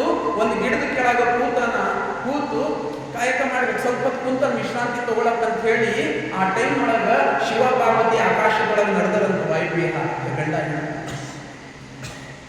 ಇಬ್ರು ನಡೆದಾರ. ಹೆಂಡತಿ ನೋಡಿದಳು ಕೆಳಗ ಮೇದಾರ ಕೇತಯ್ಯ ಬಹಳ ಆಯಾಸದಿಂದ ಕುಂತನ, ಮುಖ ಬಾಡ್ಯಾದ. ಆಕೆ ಅನ್ಕೊಂಡಳು ಬಡತನ ಹೆಚ್ಚಾಗಿ ಹಿಂಗ ಬಾಡ್ಯಾದ, ಬಡತನ ಹೆಚ್ಚಾಗಿ ಮುಖ ಹಿಂಗ ಬಾಡ್ಯಾದ. ಗಂಡಗ ಬೈಲಕ್ ಶುರು ಮಾಡಿದಳು, ಎಂತೋ ನಿಂತಿ ನೀನು, ನಿನ್ನ ಭಕ್ತರು ಭೂಮಿಯೊಳಗೆ ಎಷ್ಟು ಕಷ್ಟ ಪಡ್ದಾರ, ಅವ್ ಬಡತನ ಎಷ್ಟದ ಅವನಿಗೆ ಒಂದಿಷ್ಟು ಹೆಲ್ಪ್ ಮಾಡಕ್ ಬರಲ್ಲೇನು ಅಂತ ಗಂಡಗ್ ಬೈದಳು. ಗಂಡ ಹೇಳ್ತಾನ ಅವ್ರು ಶರಣನದ, ಮತ್ತೊಬ್ಬರು ದುಡ್ಡು ಮುಟ್ಟಲ್ಲ, ಅವರಿಗೆ ಪರವಧು ಬೇಕಾಗಿಲ್ಲ, ಪರಧನ ಬೇಕಾಗಿಲ್ಲ, ಯಾವುದು ಬೇಕಾಗಿಲ್ಲ. ಅವ್ರದೊಂದು ಛಲ ಅದ. ಶರಣ ಹೇಳ್ತಾರ, ಛಲ ಬೇಕು ಶರಣಂಗೆ, ಪರಧನವನ್ನಲ್ಲೇನೆ ಇಲ್ಲ. ನಾವು ಕೊಟ್ಟಿದ್ದು ಬಂದು ಅವ್ರು ಮುಟ್ಟಲ್ಲವ್ವ ಅಂತ, ನೀನು ಕೊಟ್ಟಾರ ನೋಡು ಅಂತ ಆಕಿ. ಅವ ಮೊದಲೇ ಕೊಟ್ಟು ನೋಡೇ ಈಕೆ ಏನು ಆಕೆ ನೀನು ಕೊಟ್ಟಾರ ನೋಡು, ಇಲ್ಲ ಅವ್ರು ತಗೊಂಬಂದ ಅವ್ರದ್ದು ಯಾಕೆ ಕಾಯಕ ಹಾಳು ಮಾಡ್ತಿ, ಇರ್ಲಿ. ಈಕೆ ಜಗಳ ತಕೊಂಡು ಕುಂತಳು. ಹೆಂಡತಿ ಮಾತು ಕೇಳಬೇಕಲ್ಲ, ನಾವಾದ್ರೂ ನೀವಾದ್ರೂ ಶಿವ ಆದ್ರೆ ನಾವೀಗ ಬಿಟ್ಟಿದ್ದ ಅನಿವಾರ್ಯ. ಆಯ್ತು ಅಂದ, ಆಯ್ತು ಕೊಡ್ತೀನಿ, ನೀನೇ ನಿಂತು ನೋಡಲ್ಲ ಅಂದ. ಆಯ್ತು ಕೊಡ್ತೀನಿ ಅಂತ ಹೇಳಬಿಟ್ಟ ಶಿವ. ಇವನಿಗೆ ಆಯಾಸ ಆಗಿತ್ತಲ್ಲ, ಒಂದಿಷ್ಟು ಆಯಾಸ, ಇನ್ನು ಕಾಯಕ ಲೇಟ್ ಆದ್ರೂ ಕಾಯಕ ಮೀರಿ ಹೋಗ್ತದ. ಮತ್ತೆ ಎದ್ದನ್ನು ದಡಬಡಿಸಿ ಒಂದಿಷ್ಟು ಬಿದಿರು ನೋಡ್ದವನು, ಒಂದು ಬಿದಿರಿಗೆ ಕತ್ತಿ ತಗೊಂಡು ಹೊಡೆದು ಬಿಟ್ಟ. ಬಿದಿರನ್ನ ತಗೊಂಡ, ಆಶ್ಚರ್ಯ ಬಿದಿರಿನೊಳಗೆ ಬಂಗಾರ ಸುರಿದ, ಬಿದಿರಿನೊಳಗಿಂದು ಬಂಗಾರ ಸುರಿದತ್ತದು. ಧನ ಕನಕ ಮಣಿ ಮುತ್ತು ಹವಳಗಳು ಸುರಿದತ್ತವ ಆ ಬಿದಿರಿನೊಳಗಿಂದ ಹಿಂಗೆ ಸುರಿಯ ಕತ್ತ್ಯಾದ. ಆತ ನೋಡ್ದನು, ಈ ಬಿದಿರು ಬೇಡ ಅನ್ನ, ಬಂಗಾರ ಬೇಡ, ಬಿದಿರು ಬಿ ಬೇಡ. ಯಾಕ ನಾವು ಯಾವ್ದಾದ್ರೂ ಕೆಲಸ ಮಾಡಕ್ ಈ ಟೇಬಲ್ ಮಾಡ್ಬೇಕಾದ್ರೆ ಕಟ್ಟಿಗೆ ತಗೊಂಡು ಬರ್ತೇವು, ಚಂದದ ಕಟ್ಟಿಗೆ ಇದ್ರೆ ತಗೊಂಡು ಬರ್ತೇವೆ, ಹುಳ ಹತ್ತಿದ ಕಟ್ಟಿಗೆ ತಗೊಂಡು ಬರ್ತೇವೇನು? ಅವಂದ ಇದಕ್ಕೂ ಹುಳ ಹತ್ಯದ, ಎಂತ ಹುಳ ಹತ್ಯದ ಹೇಳ್ತಾರವ, ಬಂಗಾರ ಹುಳ ಹತ್ತಿ ಭಂಗವಾಗಿದೆ ಬಿದಿರು. ಭಂಗ ಆಗ್ಯದಿದು, ವಿಘ್ನ ಆಗ್ಯದಿದು, ಇದು ಕಾಯಕಕ್ಕೆ ಸಲ್ಲೋದಿಲ್ಲ. ಯಾಕಂದ್ರೆ ಇದು ಹುಳ ಹತ್ಯದ. ಯಾವ ಹುಳ ಹತ್ಯದ? ಬಂಗಾರದ ಹುಳ ಹತ್ಯದ ಅನ್ನ. ಬಂಗಾರ ಹುಳ ಹತ್ತಿ ಭಂಗವಾಗಿದೆ ಬಿದಿರು, ಕಂಗಳಿಗೆ ಬೇಡ ಹೊಲೆಯಂದ, ಕಂಗಳಿಗೆ ಬೇಡ ಹೊಲೆಯಂದ, ದಾಸೋಹ ಸಂಘ ಜೋಡಣೆಗೆ ಒಂದೆಂದ. ಇದು ನನ್ನ ಕಾಯಕಕ್ಕೂ ಸಲ್ಲುವುದಲ್ಲ, ಇದು ದಾಸೋಹಕ್ಕೂ ಸಲ್ಲುವುದಲ್ಲ. ಬೇಡ ಅನ್ನ, ಇದು ಬೇಡ ಅಂತ ಬಿಟ್ಟ. ಮತ್ತು ಅದಕ್ಕೆ ಬಿಟ್ಟು ಬೇರೆ ಬಾಜುದಾಗಿರ್ತಕ್ಕಂಥ ಒಂದು ಬಿದಿರಿ ತಗೊಂಡು ಹೋಗಿ ಕತ್ತಿಯಿಂದ ಹೊಡೆದು ಬಿಟ್ಟ. ಏನು ಆಶ್ಚರ್ಯ, ಅದರಿಂದಾನು ಬಂಗಾರ, ಅದ್ರಾಗಿಂದ ಬಂಗಾರ ಸುರಿದತ್ತು. ಮತ್ತೊಂದಕ್ಕೆ ಹೋಗ್ಬಿಟ್ಟ, ಅದು ಹೊಡೆದ, ಅದರಿಂದ ಬಂಗಾರ ಸುರಿದತ್ತು. ಅವ ಹೇಳ್ದ, ಇದು ಬಲೆ, ಇದು ಬಲೆ, ಇದು ಬಲೆ ಅಂತ ಬಿಟ್ಟು ನಡೆದ. ತಾಯಿ ನೋಡಿದಳು, ಆಶ್ಚರ್ಯಚಕಿತರಾದಳು. ನೀನು ಶರಣರಿಗೆ ಏನೂ ಕೊಡಕ್ಕೆ ಬರಲ್ಲ ಅಂತ ಕೈ ಮುಗಿದಳು. ಇಬ್ರು ಹೊರಟು ಬಿಟ್ಟರು ಕೈಲಾಸ. ಹೋಗು ಕೂತ್ರು. ಅವ ಧ್ಯಾನಸ್ಥ ಸ್ಥಿತಿಯೊಳಗೆ ಕೂತು ಬಿಟ್ಟ ಶಿವ. ಅವನ ತಪಸ್ಸಿನಾಗ ಈತ ಎಲ್ಲ ಬಿದಿರುಗಳನ್ನ ಒಂದು ಒಂದು ಒಂದು ಕಳೆದು ನೋಡ್ತಾನ, ಎಲ್ಲರಿಗೂ ಬಂಗಾರ ಸುರಿಯುತ್ತದ. ಆತ ಅನ್ಕೊಂಡ, ಇವತ್ತು ನನ್ನ ಕಾಯಕಕ್ಕೆ ಘಾತ ಆಗಿಬಿಡ್ತು, ಕಾಯಕ ಮುಗಿತು, ಇನ್ನೇನು ಮಾಡಲಿ, ನನ್ನ ಕಾಯಕನೇ ಬಿದಿರಿಂದ ನಡೀತು. ಬಿದಿರು ತಗೊಂಡು ಹೋದ್ರೆ ನಾನು ಬುಟ್ಟಿ ಮಾಡಬಹುದು, ಮರ ಮಾಡಬಹುದು, ಏನು ಬೇಕಾದ್ರೂ ಮಾಡಬಹುದು, ನನಗೆ ಬಿದಿರೇ ಸಿಗಲ್ದಲ್ಲ. ಎಲ್ಲ ಕೆಟ್ಟ ಬಿದಿರುಗಳು ಎಲ್ಲನೂ ಭಗ್ನ ಆಗಿದ್ದು, ಹುಳ ಹತ್ತಿದ್ದು, ಹೆಂಗ ಮಾಡಲಿ ಅಂತ ಚಿಂತೆಯೊಳಗೆ ಹೋದ. ಸ್ವಲ್ಪ ದೂರ ಕಾಡುಗಳ ನಟ್ಟು ನಡು ಹೋಗ್ತಾನ. ಮುಗಿಲನ್ನ ಮುಟ್ಟುವಂತಹ ಒಂದು ಬಿದಿರಿಗೆ ಬೆಳೆದು ನಿಂತು, ಒಂದು ಬಿದಿರು ಮ್ಯಾಲ ಎತ್ತರಕ್ಕೆ ಬೆಳೆದು ನಿಂತದ, ದೊಡ್ಡ ಬಿದಿರು ಬೆಳೆದು ನಿಂತದ. ಅದಕ್ಕೊಂದಿಷ್ಟು ಸೌರು ನೋಡ್ತಾನ, ಅದಕ್ಕೆ ಬಡದು ನೋಡ್ತಾನ. ಇದ್ರಾಗ ಹುಳ ಇಲ್ಲ ಅಂತ ಅನಿಸ್ತು. ಅರೆ ಇದ್ರಾಗ ಹುಳ ಇಲ್ಲ ಅಂತ ಅನಿಸ್ತು.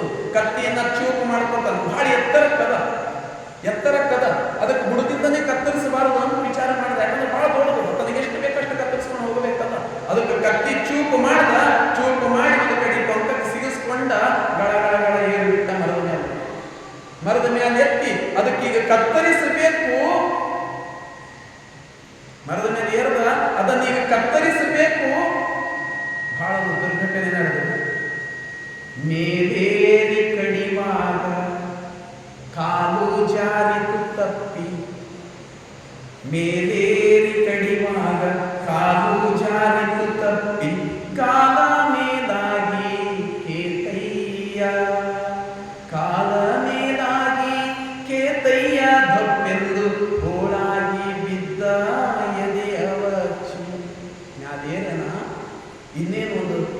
ನೇರವಾಗಿರ್ತಕ್ಕಂಥ ಭಾಗ ಕತ್ತರಿಸ್ಕೋಬೇಕಂತಾನ ಆ ಬಿದಿರಿನ ಕಡೆ ಒಂದು ಕಾಲು ಇಕ್ಕ್ಯಾನ, ಬಿದಿರು ಜಾರದೇ ಇರ್ಬೋದು, ಕಾಲು ಜಾರ್ತು ದಪ್ಪಂತ ಕೆಳಗೆ ಬಿದ್ದ ದಪ್ಪಂತ ಕೆಳಗೆ ಬಿದ್ದಾನ. ಎದೆಯೊಳಗೆ ಒಂದು ಕಡಿ ಚಾಕು ಹಾಗೆ ಚೂಪು ಮಾಡಿ ಇಟ್ಕೊಂಡಿದ್ದಾದ, ಅದು ಈ ಕಡೆ ಬಂತು, ಎದೆಗೆ ನಟ್ಟು ಬಿಟ್ಟು ಕೂರಲು ಬಲು ನಟ್ಟು ಚೂಪಾದ ಅದೇನು ಮಾಡಿದ್ರು ಚಾಕು ಬಂದು ಎದೆಯೊಳಗೆ ನಟ್ಟು ಬಿಟ್ಟು ಕೂರಲು ಬಲು ನಟ್ಟು ಏರಿ ಮುರಿಯಿತು ಎದೆಗೆ ಕಾರಾಗತ್ತಲೆಯೋ ಬವಳಿಕೆಯೋ ಕಾರಾಗತ್ತಲೆಯೋ ಬವಳಿಕೆಯೋ ಮನ ತುಂಬಿ ತೋರದಲೇ ಹೋಯಿತು ಕಣ್ಣುಂದೆ ಕಣ್ಣಿ ಕತ್ತಲು ಬಂದ ಕೈತು ಯಾರು ಕಾರಗತ್ತಲು ಕೌದು ಅನಿಸ್ತು ಏನು ತೋಚ ಬಂತು ಎದೆಯೊಳಗ ಚೂರಿ ಸಿಕ್ಕಿತು. ತೆಗಿಬೇಕು, ತೆಗೆದ್ರೆ ಪ್ರಾಣ ಹಾರೋಯ್ತದ. ಉಳಿದ್ರ ಇನ್ನೊಂದು ಅದು ಹಂಗೆ ಇಟ್ಟರು ಒಂದು 2 ತಾಸರ ಬದುಕಬಹುದು. ಕಿತ್ತು ತೆಗೆದ್ರೆ ಅಗಿಂದ ಜೀವ ಹೋಗ್ತದೆ, ರಕ್ತ ಚಮ್ಮಂತ ಚಿಮ್ಮ ಹೋಯ್ತದ. ಎದೆಯೊಳಗೆ ನಟ್ಟದ, ಒಂದಿಷ್ಟು ರಕ್ತ ಹೊಸರ್ಲತ್ತದ, ಮೈಯೆಲ್ಲ ರಕ್ತ ಆಗಿರ್ತದ. ತೆಗಿಲಿ ಬೇಡ ವಿಚಾರ ಮಾಡ್ತಾನ, ತೆಗೆದ್ರೆ ಜೀವ ಹೋಗ್ತದ, ಆದ್ರೆ ನನ್ನ ಜೀವ ಹೋಗಬಾರ್ದು. ಇನ್ನು ಒಂದು 2 ತಾಸರ ಜೀವ ಇರಬೇಕು. ಯಾಕ? ಇವತ್ತಿನ ಕಾಯಕ ಮುಗಿಸ್ಬೇಕು, ಇವತ್ತಿನ ದಾಸೋಹ ಮುಗಿಸ್ಬೇಕು. ಅದು 2 ಆದ ನಂತರ ಜೀವ ಬಿಡಬೇಕು. ಆತನ ತಲೆಯೊಳ ಆತ ಶಿವನಿಗೆ ಕೈ ಮುಗಿದು ಬಿಟ್ಟ. ಶಿವನಿಗೆ ಕೈ ಮುಗಿದು ಬಿಟ್ಟು, ಶಿವನೇ ಇವತ್ತಿನ ಕಾಯಕ ಸಲ್ಲುವುದು ಮಾಡಪ್ಪ, ನನಗೆ ಕಾಯಕ ಮಾಡ್ದಾಗ ಇಡಬೇಡ ಅಂತ. ಆದ್ರೆ ಕತ್ತದಂತ ಆಗ್ಲಕ್ಕ ಬಂದು ಸೂರ್ಯ ಪಶ್ಚಿಮ ದಿಕ್ಕಿನೊಳಗೆ ಹೋಗಿ ಮುಳುಗವನ ಅದನ. ಸೂರ್ಯನಿಗೆ ಮಾತಾಡ್ತ, ಸೂರ್ಯನಿಗೆ ಹೇಳ್ದ, ಹಾರದಿರು ಪಡುಗಡ ಏರಿ ಇಳಿಯುವ ರವಿಯೇ, ದಯವಿಟ್ಟು ಹೋಗಬೇಡ ಅಂತ ಕೈ ಮುಗಿದ.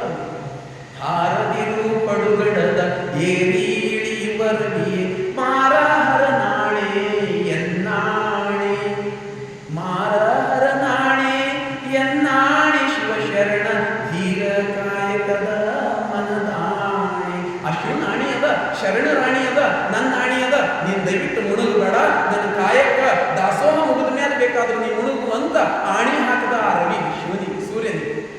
ಸೂರ್ಯ ನೀ ಮುಳುಗಬೇಡಿ ಬತ್ತ ಅಂತ ಹೇಳಿ ಆಣಿ ಹಾಕಿಬಿಟ್ಟ. ಸೂರ್ಯನನ್ನೇ ನಿಲ್ಲಿಸ್ದ. ತಾನು ಏನು ಮೇಲಿಂದ ಕಡದು ಬಿಟ್ಟಿನ ಇಷ್ಟು ಹೊತ್ತು ಅವೆಲ್ಲ ಬಿದಿರುಗಳನ್ನು ಒಂದು ಕಡೆ ತಗೊಂಡು ಅವಕ್ಕೆ ಕಟ್ಟಿ ಹೆಗಲ ಮೇಲೆ ಹೊತ್ತು ನಡೆದು ಬಿಟ್ಟ ಮನೆಗೆ ಬಂದ. ಹೆಂಡತಿ ಕರೆದ, ಸಾತವೇ ಸಾತವೇ ಎಲ್ಲಿದ್ದಿ ಸಾತವೇ? ಸಾತವೇ ಓಡಿ ಬಂದು, ಕಾಯಕ ಆಗ್ಯದಿಲ್ಲ ಇವತ್ತಿಂದು, ಮರ ಬುಟ್ಟಿ ಹಿಡಿದಿದ್ದು. ಇವ ಮುಂಚೆನೆ ಎದ್ದು ಕಾಡಿಗೆ ಹೋಗ್ತಿದ್ದಲ್ಲ ಕಡಿಯಕ್ಕ, ಆಕೆ ಮುಂಚೆನೆ ಎದ್ದು ಬುಟ್ಟಿ ಮಾರಕ್ಕೆ ಹೋಗ್ತಿದ್ದ. ನಿನ್ನೆ ಮಾಡಿದ್ದೆಲ್ಲ ಬುಟ್ಟಿ ಮಾರ ತಗೊಂಡು ಬರೋದು, ಸಾಯಂಕಾಲ ಹೋಗಿ ಖಾಲಿ, ಸಾಯಂಕಾಲ ಬಿದ್ದಿರು ತಗೊಂಡು ಬರೋದು, ಹೊಸ ಕೆಲಸ ಪ್ರಾರಂಭ. ಮತ್ತೆ ಮುಂಚೆನೆ ಆಕೆ ಮಾರೋದು. ಆಕೆ ಹೋಗಿ ಮಾರಾಟ ಮಾಡ್ಕೊಂಡು ಬಂದಿ ಎಲ್ಲ ಹೌದು ಮಾಡೀನಿ, ಹಾಗಾದ್ರೆ ದಾಸೋಹಕ್ಕೆ ಸಿದ್ಧಪಡಿಸುವಂತ. ದಾಸೋಹಕ್ಕೆ ಸಿದ್ಧಪಡಿಸುವಂತ ಈತ ಮನೆಯೊಳಗೆ ಒಂದು ಕೋಣೆಯೊಳಗೆ ಹೋಗಿ ಕೂತು ಬಿಟ್ಟ. ಆಕೆ ಕೇಳಿದಳು, ಯಾಕ ಸ್ನಾನ ಮಾಡಲ್ಲೇನು? ಲಿಂಗ ಪೂಜೆ ಮುಂಚೆ ನೀನು ಸ್ನಾನ ಮಾಡಬೇಕಲ್ಲ, ಮಜ್ಜನ ಆಗಬೇಕಲ್ಲ ಅಂದ್ರು. ಆತ ಕೂತು ಬಿಟ್ಟ, ನೀನು ಇವತ್ತು ದಾಸೋಹ ಮುಗಿಲಿ ಅಂದ. ಆಕೆ ಇಬ್ರು ಜಂಗಮರನ್ನ ಕರ್ಕೊಂಡು ಬಂದಳು. ಅವರಿಬ್ಬರಿಗೆ ತಾನು ಮಾಡಿರ್ತಕ್ಕಂಥ ಪ್ರಸಾದವನ್ನ ಕೊಟ್ಟು ದಾಸೋಹವನ್ನು ಪೂರೈಸಿದಳು. ಆ ಜಂಗಮರಿಬ್ಬರು ಹೋಗಬೇಕಾದ್ರೆ ಗಂಡ ಹೆಂಡತಿ ಇಬ್ರು 100 ವರ್ಷಗಳ ಕಾಲ ಸುಖವಾಗಿ ಬಾಳಲಿ ಅಂತ ಹೇಳಿದ್ರು. ಇನ್ನೇನು 100 ವರ್ಷ ಬರ್ತದ, ಎದೆಯೊಳಗ ಚೂರಿ ಹಂಗೆ ಅದ, ಇನ್ನೇನು 100 ವರ್ಷ ಬರ್ತದ. ಅದಕ್ಕೆ ಆ ಜಂಗಮರ ಆಶೀರ್ವಾದ ಮಾಡಿ ಹೊರಟು ಬಿಟ್ಟರು. ಈಕೆ ಕರೆದ ಹೆಂಡತಿ, ಸಾತವ್ಯ ಬಾ ಅಂತ ಕರೆದ. ಸಾತವ್ಯ ಸಮೀಪಕ್ಕೆ ಬಂದಳು. ನನ್ನ ಎದೆಯೊಳಗ ಹಿಂಗೆ ಚೂಪಾದ ಅಲಗು ಕತ್ತಿ ಒಳಗೆ ಇರುತ್ತದ, ಆ ಚಾಕು ನಟ್ಟೆವ, ದಯವಿಟ್ಟು ತೆಗಿ ಅಂತ ತೋರಿಸ್ದ. ಆಕೆ ನೋಡ ಹೌದು ಹಾರು, ಅಯ್ಯೋ ಶಿವ ಅಂತ ಅಂದ್ಬಿಟ್ಟು ಏನಾಯ್ತು ಅದಂತ ರೋಧಿಸ್ತಕ್ಕೆ ಪ್ರಾರಂಭ ಮಾಡಿದಳು. ಶಿವನೆಂದು ಎದೆ ನೋಡು, ಶಿವನೆಂದು ಎದೆ ನೋಡಿ ತವ ಪದವೇ ಕಿತ್ತೊಗೆ. ಅಯ್ಯೋ ಏನಾಯ್ತು ಅಂತಂದ್ರು. ಚಾಕು ನಟ್ಟ್ಯದಲ್ಲ ನನ್ನ ಇನಿಯನಿಗೆ, ನನ್ನ ಮನದನಿಗೆ, ನನ್ನ ಶರಣನಿಗೆ ಚಾಕು ನಟ್ಟ್ಯದ ಅಂತ ಹಿಡಿದು ತೆಗೆದಾಕ್ಬಿಟ್ಟು, ಇನ್ನೇನು ತೆಗೆದಾಕ್ಬಿಟ್ಟು ರಕ್ತ ಚಿಮ್ಮ ಅಂತ ಚಿಂತು ಪ್ರಾಣ. ಶಿವನೆಂದು ಎದೆ ನೋಡಿ ತವ ಕದಲಿ ಕಿತ್ತೊಗೆ, ಶಿವನೇ ಮುಗೀತು ಕಾಯಕವು, ಶಿವನೇ ಮುಗೀತು ಕಾಯಕವು ಎಂದೆಂತ ಶಿವಯೋಗ ರವಿಯೂ ಮುಳುಗಿದ. ಅಲ್ಲಿ ಪಶ್ಚಿಮ ದಿಕ್ಕಿನೊಳಗ ಆ ಸೂರ್ಯ ಮುಳುಗಿಬಿಟ್ಟ. ಇಲ್ಲಿ ಮನೆಯೊಳಗ ಕಾಯಕದ ಸೂರ್ಯ ಮುಳುಗಿ, ಕಾಯಕ ರತ್ನ ಹೊರಟೋಗ್ಬಿಟ್ಟ ಅಂತ ರಾತ್ರಿ ಎಲ್ಲ ರೋಧಿಸ್ತಾಳ. ಆ ಕತ್ತಲೆ ಕೂಡ ಸೂರ್ಯ ಕೂಡ ಆಕಾಶ ಅಂತ ನನ್ನ ಕೆಲಸ ಏನು ಕತ್ತಲು ಮಾಡೋದೇವಲ್ಲ ಅಂತ ಅದನ್ನು ದುಃಖಿಸಿಬಿಟ್ಟು ಸೂರ್ಯ ಹೊರಟೋದ. ಮುಗಿಲು ಕಪ್ಪಾಯ್ತು, ಎಲ್ಲ ಕಡೆ ಕಪ್ಪು ಕತ್ತಲೆ, ಎಲ್ಲ ಕಡೆ ದುಃಖ ಆವರಿಸಿ ರಾತ್ರಿ ಎಲ್ಲ ಹೋರಾಡಿ ಹೇಳ್ತಾರ ಸಾಕವೇ ಗಂಡ ವಿಷಯವನ್ನು ಕೂತು ನಾನು ಇವನನ್ನೇ ನನ್ನ ಗಂಡ ಲಿಂಗ ಅಂತ ತಿಳ್ಕೊಂಡಿದ್ದ, ಇವನ ಪೂಜೆನೇ ಲಿಂಗ ಪೂಜೆ ಅಂತ ತಿಳ್ಕೊಂಡಿದ್ದ, ಇವತ್ತಿಗೆ ನನ್ನ ಎದೆಯ ಮೇಲಿರುವ ಲಿಂಗನೆ ಕಳೆದು ಹೋಗುತ್ತು ಅಂತ ಆಕೆ ರೋಧಿಸುವ ರಾತ್ರಿ ಎಲ್ಲ ಯಾರು ಊರು ಹೊರಗೆ ಗುಡಿಸಲು ಹತ್ರ ಜನ ಇಲ್ಲ, ಯಾರಿಲ್ಲ, ಎತ್ತಿಲ್ಲ. ಕಾಡಿನ ಸಮೀಪಕ್ಕೂ ಮನೆ ಮಾಡ್ಕೊಂಡಿದ್ರು, ಕಾಡಿನ ತಗೊಂಡು ಬರೋದು, ಊರಾಗ ಮಾರಾಟ ಮಾಡೋದು, ಜನ ಇಲ್ಲ, ಯಾರಿಲ್ಲ, ಒಬ್ಬಳೆ ರೋಧಿಸ್ತಾ ಕೂತು ಬಿಟ್ಟಳು ರಾತ್ರಿ ಎಲ್ಲ. ಹೆಂಗ ಅಳ್ತಾ ಇದ್ರು, ಇರುಳೆಲ್ಲ ಸಾಕಲ್ವೇ ಹೊರಡಾಡಿ ಪತಿ ನೆನೆದು, ಮರಳು ನಾನಿನ್ನು ಗೋಳಿಡಲು, ಮರಳು ನಾನಿನ್ನು ಗೋಳಿಡಲು, ಎಲೆ ಜೀವ ಕರಳಾಗು ಮಾಡು ಕಾಯಕ.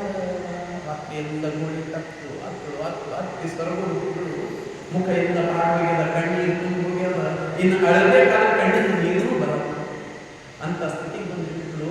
ಮುಂಜಾನೆ ಆಗ ಟೈಮ್ ಬಂತು, ಕಡಿಗಂಗಳಾಕಿ ಅಳಬೇಕು. ಯಾಕೆ ಅಳಬೇಕು? ಕಾಯಕ ಪ್ರಾರಂಭ ಆಗಬೇಕು ಅಂತ, ಮತ್ತೆ ಕಾಯಕಕ್ಕೆ ಪ್ರಾರಂಭ ಆಗ್ಬೇಕಂತ ಮುಂಜಾನೆ ಎದ್ದು ಬಿಟ್ಟಾಳ. ಸಾಕಲ್ವೇ ಕೇತಯ್ಯನ ಆತ್ಮ ಹೋಗಿ ಪರಮಾತ್ಮನನ್ನು ಸೇರ್ಕೊಂಡು ಬರ್ತದ. ಕೇತಯ್ಯ ಇನ್ನೇನು ಅದಕ್ಕೆ ಸುದ್ದಿ ಮುಖಬೇಕಲ್ಲ ಎಲ್ಲರಿಗೂ. ಮುಂಜಾನೆ ಸೂರ್ಯ ಉದಿಸಿ ಬಂದ, ಹೆಂಗ ಬಂದ ಅಂದ್ರೆ ಎಲ್ಲರ ಮನೆಗೆ ಸುದ್ದಿ ಹರಡ್ಬೇಕನ್ನ, ಮನೆಗೆ ಬೆಳಕು ಚಂದ ಸುದ್ದಿ ಎಲ್ಲರಿಗೂ ಮುಟ್ಟಿಸ್ಬೇಕು. ಮುಂಜಾನೆ ಹೂಗಾಳ ಮಾದಯ್ಯನವರು ಪತ್ರಿ ಕೊಡಬೇಕಂತ ಬರ್ತಾರ. ಅದ್ರ ಕೆಲಸ ಪತ್ರಿ ಕೊಡಬೇಕು ಎಲ್ಲರ ಮನೆಗೆ. ಅದು ಕಾಡಿನ ಮೂಲಿಗಿರ್ಲಿ, ನಾಡಿನೊಳಗಿರ್ಲಿ, ಎಲ್ಲೇ ಇರ್ಲಿ, ಆತ ಕಾಡಿನ ಮೂಲಿಗಿರ್ತಕ್ಕಂಥ ಮನೆಗೆ ಹೋದ ಪತ್ರಿ ಕೊಡಬೇಕಂತ ನೋಡ್ತಾನ. ಸಾಕವೇ ರೋಧಿಸಿ ಸಣ್ಣದಾಗಿ ಕೂತಾಳ. ಮುಖ ಬಾಡ್ ಹೋಗ್ಯದ, ಕಣ್ಣು ನೀರು ತುಂಬಿಕೊಂಡವ. ಪಕ್ಕದೊಳಗೆ ಮೈಯೆಲ್ಲ ರಕ್ತ ಆಗಿರ್ತಕ್ಕಂಥ ಕೇತಯ್ಯ ಅಯ್ಯೋ ಕಾಯಕ ನಿಧಿ ಹೊರಟೋದ ಅಲ್ಲ, ಮೇದಾರ ಕೇತಯ್ಯ ಮಹಾಶರಣ ಹೊರಟೋದ ಅಲ್ಲ, ಓಡೋಡಿ ಹೋಗ್ಬಿಟ್ಟ ಹೂಗಾರ ಮಾದಯ್ಯ. ಹೋಗಿ ಕಲ್ಯಾಣದೊಳಗೆಲ್ಲ ಹೇಳಿಬಿಟ್ಟ, ಅನುಭವ ಮಂಟಪಕ್ಕೆ ಹೋದ. ಬಸವಣ್ಣನವರೇ, ನಮ್ಮ ಕಾಯಕ ನಿಧಿ ಹೊರಟೋಯ್ತು, ಮೇದಾರ ಕೇತಯ್ಯನವರು ಹೊರಟೋದ್ರು, ಜ್ಞಾನ ನಿಧಿ ಹೊರಟು. ಬಸವಣ್ಣನವರು ಓಡಿ ಬಂದು ತನ್ನ ಮಕ್ಕಳು ಬಂದು ಶರಣೆಲ್ಲ ಬಂದ್ರು. ಮೇದಾರ ಕೇತಯ್ಯನ ಮನೆ ಮುಂದ ಜನ ಜಮಾ ಆಗಿಬಿಟ್ಟು ಎಲ್ಲ ಜನ ಬಂದು ಸೇರ್ಕೊಂಡ್ಬಿಟ್ಟು ಶರಣೆಲ್ಲ ಸೇರ್ಕೊಂಡು ಮೇದಾರ ಕೇತಯ್ಯನ ಜೀವ ಹೊರಟೋಗಿದೆ, ಇನ್ನೇನು ಸಮಾಧಿಗೆ ಸಿದ್ಧ ಮಾಡಬೇಕು. ಬಸವಣ್ಣವರು ಬಂದು ಲಿಂಗ ಪೂಜೆ ಕೂತು ಧರ್ಮದೊಳಗ ಲಿಂಗಕ್ಕೆ ಆಗ್ಯಾರ, ಅವ್ರಿಗೆ ಸಮಾಧಿ ಮಾಡಬೇಕಾದ್ರೆ ಮುಂಚೆ ಲಿಂಗ ಪೂಜೆ ಮಾಡ್ತಾರೆ. ಬಸವಣ್ಣವ್ರು ಬಂದು ಬಿಟ್ಟು ಲಿಂಗ ಪೂಜೆಯೊಳಗ ಧ್ಯಾನಸ್ಥರಾಗ್ಯಾರ. ಆಗ ಅವ್ರ ತಲೆಗೆ ಬಂತು, ಲಿಂಗ ಪೂಜೆ ಮಾಡ್ತಾ ತನ್ನ ಅರಿವಿನ ಚಿತ್ತದೊಳಗೆ ತಾನು ಲೀನ ಆಗಿಬಿಟ್ಟಾರ. ಅವ್ರಿಗೆ ಗೊತ್ತಾಯ್ತು, ಲಿಂಗ ಪೂಜೆ ಮಾಡ್ಕೊಳ್ಬೇಕಾದ್ರ ಮೇದಾರ ಕೇತಯ್ಯನ ಆಯುಷ್ಯ ಇನ್ನ ಮುಗುದಿಲ್ಲ ಅಂತ ಗೊತ್ತಾಯ್ತು. ಮೇದಾರ ಕೇತಯ್ಯನ ಆಯುಷ್ಯ ಇನ್ನ ಮುಗುದಿಲ್ಲ. ಹೆಂಡತಿಗೆ ಏನೋ ತೋರಿಸ್ತಾ ಹೋಗ್ಯಾನ ಶಿವ. ಆತ ಹೂಡಿನ ಆಟದೊಳಗ ಕೇತಯ್ಯ ಬಲಿಯಾಗ್ಯಾನ. ಆಯುಷ್ಯ ಮುಗುದಿಲ್ಲ. ಶಿವನ ಏನೋ ತೋರಿಸ್ತಾ ಹೋಗ್ಯಾನ, ಏನೋ ಆಗಿ ಮತ್ತೊಂದೇನೋ ಆಗಿಬಿಟ್ಟದ. ಇದು ಶಿವನು ತಪ್ಪದ, ಇವನಿನ್ನ ಆಯುಷ್ಯ ಮುಗುದಿಲ್ಲ. ಹೊರಟು ಹೋದಲ್ಲ ಕೇತಯ್ಯ. ಧ್ಯಾನಸ್ಥ ಸ್ಥಿತಿಯೊಳಗೆ ಹಾಗೆಯೇ ಕೂತ್ರು ಬಸವಣ್ಣನವರು ಕೂತು ತನ್ನ ಜೀವವನ್ನ ಮ್ಯಾಲಕ್ಕೇರಿಸ್ತಾರ. ಆ ಶಿವನೊಂದಿಗೆ ಸಂವಾದ ಮಾಡ್ಬೇಕಂತ ಹೇಳಿ ಧ್ಯಾನಸ್ಥ ಸ್ಥಿತಿಯೊಳಗೆ ಹೋಗ್ಯಾರ. ಪ್ರಾಣ ನೆತ್ತಿಗೇರಿ ಬಿಟ್ಟದ. ಹಂಗೆ ಆತ ಕೂತು ಬಿಟ್ಟಾನ. ಜನ ಹೇಳ್ತಾರ ಬಸವಣ್ಣನವರು ಐಕ್ಯ ಆಗ್ಬೇಕು. ಮುಟ್ಟು ನೋಡ್ತಾರ, ಬಸವಣ್ಣ ಮಾತಾಡಲ್ಲ. ಅಳಗಾಡ್ಸ್ ನೋಡ್ತಾರ, ಏನ್ ಮಾಡಿ ನೋಡ್ತಾರ, ಎಲ್ಲ ಇಡೀ ಕಲ್ಯಾಣ ಓದಿಸಕ್ ಪ್ರಾರಂಭ ಮಾಡ್ತದ. ಕೇತಯ್ಯ ಹೊರಟೋದ, ಕೇತಯ್ಯನಿಂದ ಬಸವಣ್ಣನೂ ಹೊರಟೋದ. ಅಯ್ಯೋ ಬಸವಣ್ಣನೂ ಕೂಡ ಹೊರಟೋದ ಅಲ್ಲ ಅಂತ ಅದಕ್ಕೆ ಹೇಳ್ತಾರೆ. ಹಿಂಗ ಬಸವಣ್ಣ ಕೂತು, ಅಂತೂ ಬಸವನು ಹರಣ ಕುಂತಲ್ಲೇ ನೀಗಿದನು, ನಿಂತು ನೋಡಿದರು ಜಂಗಮಾರು, ನಿಂತು ನೋಡಿದರು ಜಂಗಮರು, ಗೋಳಿಡುತ್ತ ಬಂದಿಂದು ಕೇಳು ಜಗತ್ತೆಂದು. ಈ ಜಗತ್ತಿಗೆ ಕೇಳು ಬಂದುಬಿಟ್ಟು ಬಸವಣ್ಣನವರು ಹೊರಟು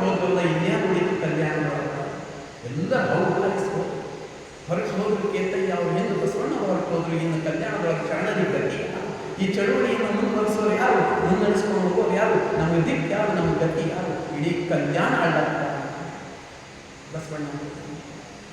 ಶರಣರೆಲ್ಲ ಅಲ್ಲಿರ್ತಕ್ಕಂಥ ಸೇವಕರನ್ನ ಕರೆದ್ರೆ ಪಡಿಹಾರಿ ಆತ ದ್ವಾರಪಾಲಕ ಮಹಾಮನೆ ಅರಣ್ಯ, ಆತನನ್ನ ಕರೆದು ಉತ್ತಣ್ಣ ಅಂತ ಹೆಸರು. ಉತ್ತಣ್ಣನವರೇ ಬಸವಣ್ಣವ್ರು ಹೊರಗೆ ಹೋಗ್ಯಾರ, ಕೇತಯ್ಯನವ್ರು ಹೊರಗೆ ಹೋಗ್ಯಾರ, ಏನು ಮಾಡೋದು? ಹೋಗ್ರಿ ಮಡಿವಾಳ ಮಾಚಿ ತಂದೆಯನ್ನ ಕರ್ಕೊಂಡು ಬರ್ರಿ ಅಂತ ಹೇಳಿದ್ರು. ಮಡಿವಾಳ ಮಾಚಿ ತಂದೆ ಎಲ್ಲರ ಮುಂದಿರೋನು, ಊರಾಗಿನ ಯಾವ ಒಳ್ಳೆ ಕೆಲಸ ಆದವನು ಮಡಿವಾಳ ಮಾಚಿನೇ ಮುಂದಿರೋನು, ಊರಾಗ ಯಾರ ಮನೆ ಕಷ್ಟ ಇದ್ರು ಅವನೇ ಮುಂದಿರೋನು, ಯಾರಾದ್ರೂ ಸತ್ತು ಬಂದು ಕೆಲಸ ಎಲ್ಲ ಕಾರ್ಯಗಳನ್ನ ಪೂರೈಕೆ ಮಾಡೋನು ಮಡಿವಾಳ ಮಾಚಿನೇ. ಹೋಗ್ರಿ ಮಡಿವಾಳ ಮಾಚಿನೆಯವರಿಗೆ ಹೇಳಿ ಬರ್ರಿ ಅಂತ ಕಳಿಸ್ಕೊಟ್ರು. ಆತ ಹೋದ, ಮಡಿವಾಳ ಮಾಚಿ ತಂದೆಗೆ ಹೇಳ್ದ, ಶರಣರಾಗಿರ್ತಕ್ಕಂಥ ಮೇದಾರ ಕೇತಯ್ಯನವರು ಹೊರಗೆ ಹೋಗ್ಯಾರ, ಅವ್ರ ಹಿಂದೆ ಬಸವಣ್ಣನವ್ರ ಪ್ರಾರ್ಥನೆ ಹೊರಟು, ಬಸವಣ್ಣನವ್ರ ಪ್ರಾಣ ಹೊರಟು ಹೋಗ್ತು. ಮಾರ್ಚಯ್ಯ ಬಂದ, ಎಂತಹ ಬಸವಣ್ಣ! ಒಬ್ಬ ಶರಣ ಬಸವಣ್ಣ ಬಾಯಿಗೆ ಹೇಳ್ತಾನೆ ಅನ್ಕೊಂಡಿದ್ದ, ಶರಣರೇ ನನಗೆ ಪ್ರಾಣ ಅಂತ ಬಸವಣ್ಣ ಹೇಳ್ತಿದ್ದ ಅಲ್ಲ, ಕೊನೆಗೆ ಸಾವಿನೊಳಗೂ ಬಸವಣ್ಣ ಇದನ್ನ ಸಾಧಿಸಿ ತೋರಿಸಿ ಬಿಟ್ಟ. ಭೀಮ ಕವಿ ಬರೀತಾನ ಬಸವ ಪುರಾಣದೊಳಗ, ಕೇಳದು ಮಾರ್ಚಯ್ಯಂ ಹರ್ಷಮಂ ತಾಳದು ಮನದೊಳು ಮಕ್ಕಳ ಅಚ್ಚಯ ಮೇಳದು ಸರ್ವಾಂಗದೊಳು ಅಂಗನದೊಳು ಹಸವೆಸೆಯಿ ಬಾಳ್ದನಲ್ಲ ನುಡಿದ ಭಾಷೆಯನಾಳದು ಬಸವಂ ಮೃಡನ ಬೆಡಗಂ ಗೆಲ್ಲನಲ್ಲ ಭವದ ಬೇರನ್ನು ಕೇಳಿದು ಬಿಸುಟನಲ್ಲ. ಆ ಶಿವನನ್ನು ಕೂಡ ಮೇಲೆ ಬಿಟ್ಟ, ತನ್ನ ಭಾಷೆಯನ್ನು ತಾನು ಪೂರೈಸಿ ಬಿಟ್ಟ. ಶರಣರೇ ನನ್ನ ಪ್ರಾಣ, ಶರಣನೇ ನನ್ನ ಪ್ರಾಣ ಅಂತ ಹೇಳ್ತಿದ್ದ. ಇವತ್ತು ತನ್ನ ನಡೆಯೊಳಗೂ ಅದನ್ನ ತಂದು ಬಿಟ್ಟ. ಬಸವಣ್ಣ ಹೊರಟು ಹೋದ ಅಲ್ಲ, ಬಸವಣ್ಣ ಭಲೆ ಬಾಪುರೇ ಬಸವಣ್ಣ, ನೀನು ಮಹಾ ಶರಣ, ನೀನು ಮಹಾ ಜ್ಞಾನಿ, ನೀನು ಮಹಾ ಭಕ್ತಿ ಭಂಡಾರಿ, ಏನೇನೋ ಹೊಗಳು ಬಿಟ್ಟ. ಬಸವಣ್ಣನ ಹೊಗಳ ಪ್ರಾರಂಭ ಮಾಡ್ತಾ ಮಡಿವಾಳ ಮಾಚಿ. ಬಸವಣ್ಣ ನಿನ್ನ ಹೆಸರು ಇಡೀ ಜಗತ್ತಿನೊಳಗೆ ಅಮರ ಆಗ್ಬಿಟ್ಟು, ನಿನಗೆ ಯಾರ ಸರಿ ಅಂತ ಹೊಗಳಿ ಕೊನೆಗೆ ಆತ ಶಿವನನ್ನ ತರಾಟೆ ಹೋಗ್ತಾನ. ಇಂಥ ಬಸವಣ್ಣನನ್ನ ನೀನು ಅದೆಂಗ ತಗೊಂಡು ಹೋದಿ? ಮಡಿವಾಳ ಮಾಚಿ ಬಸವಣ್ಣನನ್ನ ನೀನು ಹೆಂಗ ತಗೊಂಡು ಹೋದಿ? ಬಸವಣ್ಣ ಇಲ್ಲ ಅಂದ್ರೆ ಕಲ್ಯಾಣ ಹೆಂಗ ಬದುಕ್ತದ ಅಂತ ಹೇಳಿ ಶಿವನ್ ಜೊತೆ ಆತ ಜಗಳ ಆಡಕ್ ಪ್ರಾರಂಭ ಅಂತ ಹೇಳ್ತಾನ. ಹಿಂಗ ಆತ ಹರನಿಗಾದಿತೆಯ ದೇವು ಅವನಿಗೆ ಅದೆಂತ ಧೈರ್ಯ, ಎದೆಂತ ಧೈರ್ಯ, ಆ ಶಿವನಿಗೆ ಧೈರ್ಯನ ಎಷ್ಟು, ಬಸವಣ್ಣನ ಪ್ರಾಣವೇ ಎಷ್ಟು. ಮಡಿವಾಳ ಮಾಚಿದೆ ಹರನಿಗಾಯಿತೆಯ ದೇವು ಶರಣರ ಒಯ್ಯುವುದಕ್ಕೆ, ಶರಣರ ಪ್ರಾಣವನ್ನು ಒಯ್ಯಷ್ಟು ಧೈರ್ಯ. ತಿರುಗದಿರೆ ಪ್ರಾಣ ಇಬ್ಬರಿಗೂ, ತಿರುಗದಿರೆ ಪ್ರಾಣ ಇಬ್ಬರಿಗೂ, ಈ ಕ್ಷಣಕ್ಕೆ ಹರನ ಒಬ್ಬರಿಗೆ ಉರುಳಿಸುವೇನು. ಆ ಶಿವನ ಕೈಲಾಸಕ್ಕೆ ಹೋಲಿಸ್ಬಿಡ್ತಾನು. ಇಬ್ಬರಿ ಪ್ರಾಣ ಈ ಕ್ಷಣಕ್ಕೆ ಬರಲಿಲ್ಲ ಅಂದ್ರ ಆ ಶಿವನ ಕೈಲಾಸವನ್ನೇ ನಾಶ ಮಾಡ್ತೀನಿ ಅಂತ ಅಂದು ಬಿಟ್ಟ. ಮಡಿವಾಳ ಮಾಚಿದೇವ ಕೈಯೊಳಗ ವೀರಗಂಟೆಯನ್ನ ಹಿಡಿದನ, ತನ್ನ ಜೊತೆಯಲ್ಲಿರ್ತಕ್ಕಂಥ ಗಂಟೆಲ್ಲ ಹಿಡ್ಕೊಟ್ಟಾನ. ವೀರಗಂಟೆಯನ್ನ ಹಿಡಿದು ಬಾರಿಸ್ತಾ ಕುಣಿಯಕ್ ಪ್ರಾರಂಭ. ಹೆಂಗ ಕುಣಿತಾನ ಅಂದ್ರೆ ರೌದ್ರ ನರ್ತನ. ಯಾರು ನೋಡಿದ್ರು ಇವನಿಗೆ ಮುಚ್ಚಿಡ್ತದೇನೋ, ಏನಾಗ್ತದೋ ಏನೋ. ಯಾಕಂದ್ರ ಅವಾಗ ಮಡಿವಾಳ ಮಾಚಿದೇವ ನೋಡ್ಬೇಕಾದ್ರೆ ನೋಡಿದ್ದೇವೆ, ಆತ ಬಿಜ್ಜಳನ ಸೈನ್ಯವನ್ನ ಆನೆಗಳನ್ನ ಹೆಂಗ್ ಹಿಡಿದು ತೂರು ಬಿಡ್ತಾನ. ಜನ ಹೆದರಿ ಬಿಟ್ಟರು, ಮಡಿವಾಳ ಮಾಚಿದೇವ ಇನ್ನೇನು ಮಾಡ್ತಾನ ಅಂತ ಆತ ವೀರಗಂಟೆಯನ್ನು ಬಾರಿಸಿ ರೌದ್ರಾವತಾರವನ್ನು ತಾಳಿ ಕುಣಿಯಕ್ಕೆ ಪ್ರಾರಂಭ ಮಾಡ್ತಾನ. ಹೆಂಗ ಕುಣಿತಾನಂದ್ರೆ ಹೇಳ್ತಾರ, ಹೊಗಳುತ್ತಲಿ ಮಾಚೆಯ ತೆಗೆದುಟ್ಟ ಕನ್ನೆಯನ್ನು ನೆಗೆದು ಗಂಟೆ ಬಾರಿಸಿದ. ಕುಣದು ಗಂಟೆ ಬಾರಿಸ್ತಾನೆ. ನೆಗೆದು ಗಂಟೆ ಬಾರಿಸಲು ಮೂಜಗವು ಮಗುವಾಗಿ ಕೇಳಿ ಹೌಹಾರಿ. ಇಡೀ ಮೂರು ಜಗತ್ತು ಹೌಹಾರಿ ಕೇಳತ್ತು. ಹಂಗ ಗಂಟೆಯನ್ನು ಬಾರಿಸತ್ತ. ಆ ಗಂಟೆಯ ನಾದ ಲೋಕಗಳಿಗೆ ಬಂತು, ದಿಕ್ಕುಗಳೆಲ್ಲ ಗಡಚಿಕ್ಕಂಗಾಗ್ತು. ಆ ಮಡಿವಾಳ ಮಾಚಿದೇವನ ವೀರಗಂಟೆಯ ಶಬ್ದ ಕೇಳಿ ದಿಕ್ಕುಗಳೆಲ್ಲ ಕಿವಿಗಡಚಿಕ್ಕ, ಪ್ರತಿಧ್ವನಿಗಳೆಲ್ಲ ಕೇಳಿ ಲೋಕಗಳಿಗೆ ಹೋಗಿ ಮುಟ್ಟು ಹೋಗಿ ಶಿವಲೋಕಕ್ಕೂ ತಟ್ಟು ಬಿಟ್ಟು, ಶಿವ ಅವನಿಗೆ ನೆನಪು ಹೋಗ್ಯದ. ಇಲ್ಲಿ ಆಟ ಮಾಡಿ ಅಲ್ಲಿ ಹೋಗಿ ಧ್ಯಾನಸ್ಥ ಸ್ಥಿತಿಯೊಳಗೆ ಕೂತು ಬಿಟ್ಟನ. ಇಷ್ಟೆಲ್ಲ ಆಗಿದೆ, ಅವನಿಗೆ ಗೊತ್ತೇ ಇಲ್ಲ. ನಾದ ಹೋಗಲಿ ಮುಟ್ಟು ಕೈಲಾಸ ಅಲುಗಾಡ್ತು. ಹೆಂಗ ನುಂಗುವುದು ಶಿವಲೋಕ, ತೂಕ ಹಿಡಿಯಲು ಕಷ್ಟ, ಸಾಕು ಮಾಚಯ್ಯ ತಡೆ ನಿಲ್ಲು, ಸಾಕು ಮಾಚಯ್ಯ ತಡೆ ನಿಲ್ಲು ಅನ್ನುವುದಕ್ಕೆ ತೂಕಡಿಸಿ ಶಿವನೆದ್ದು ಕುಳಿತ.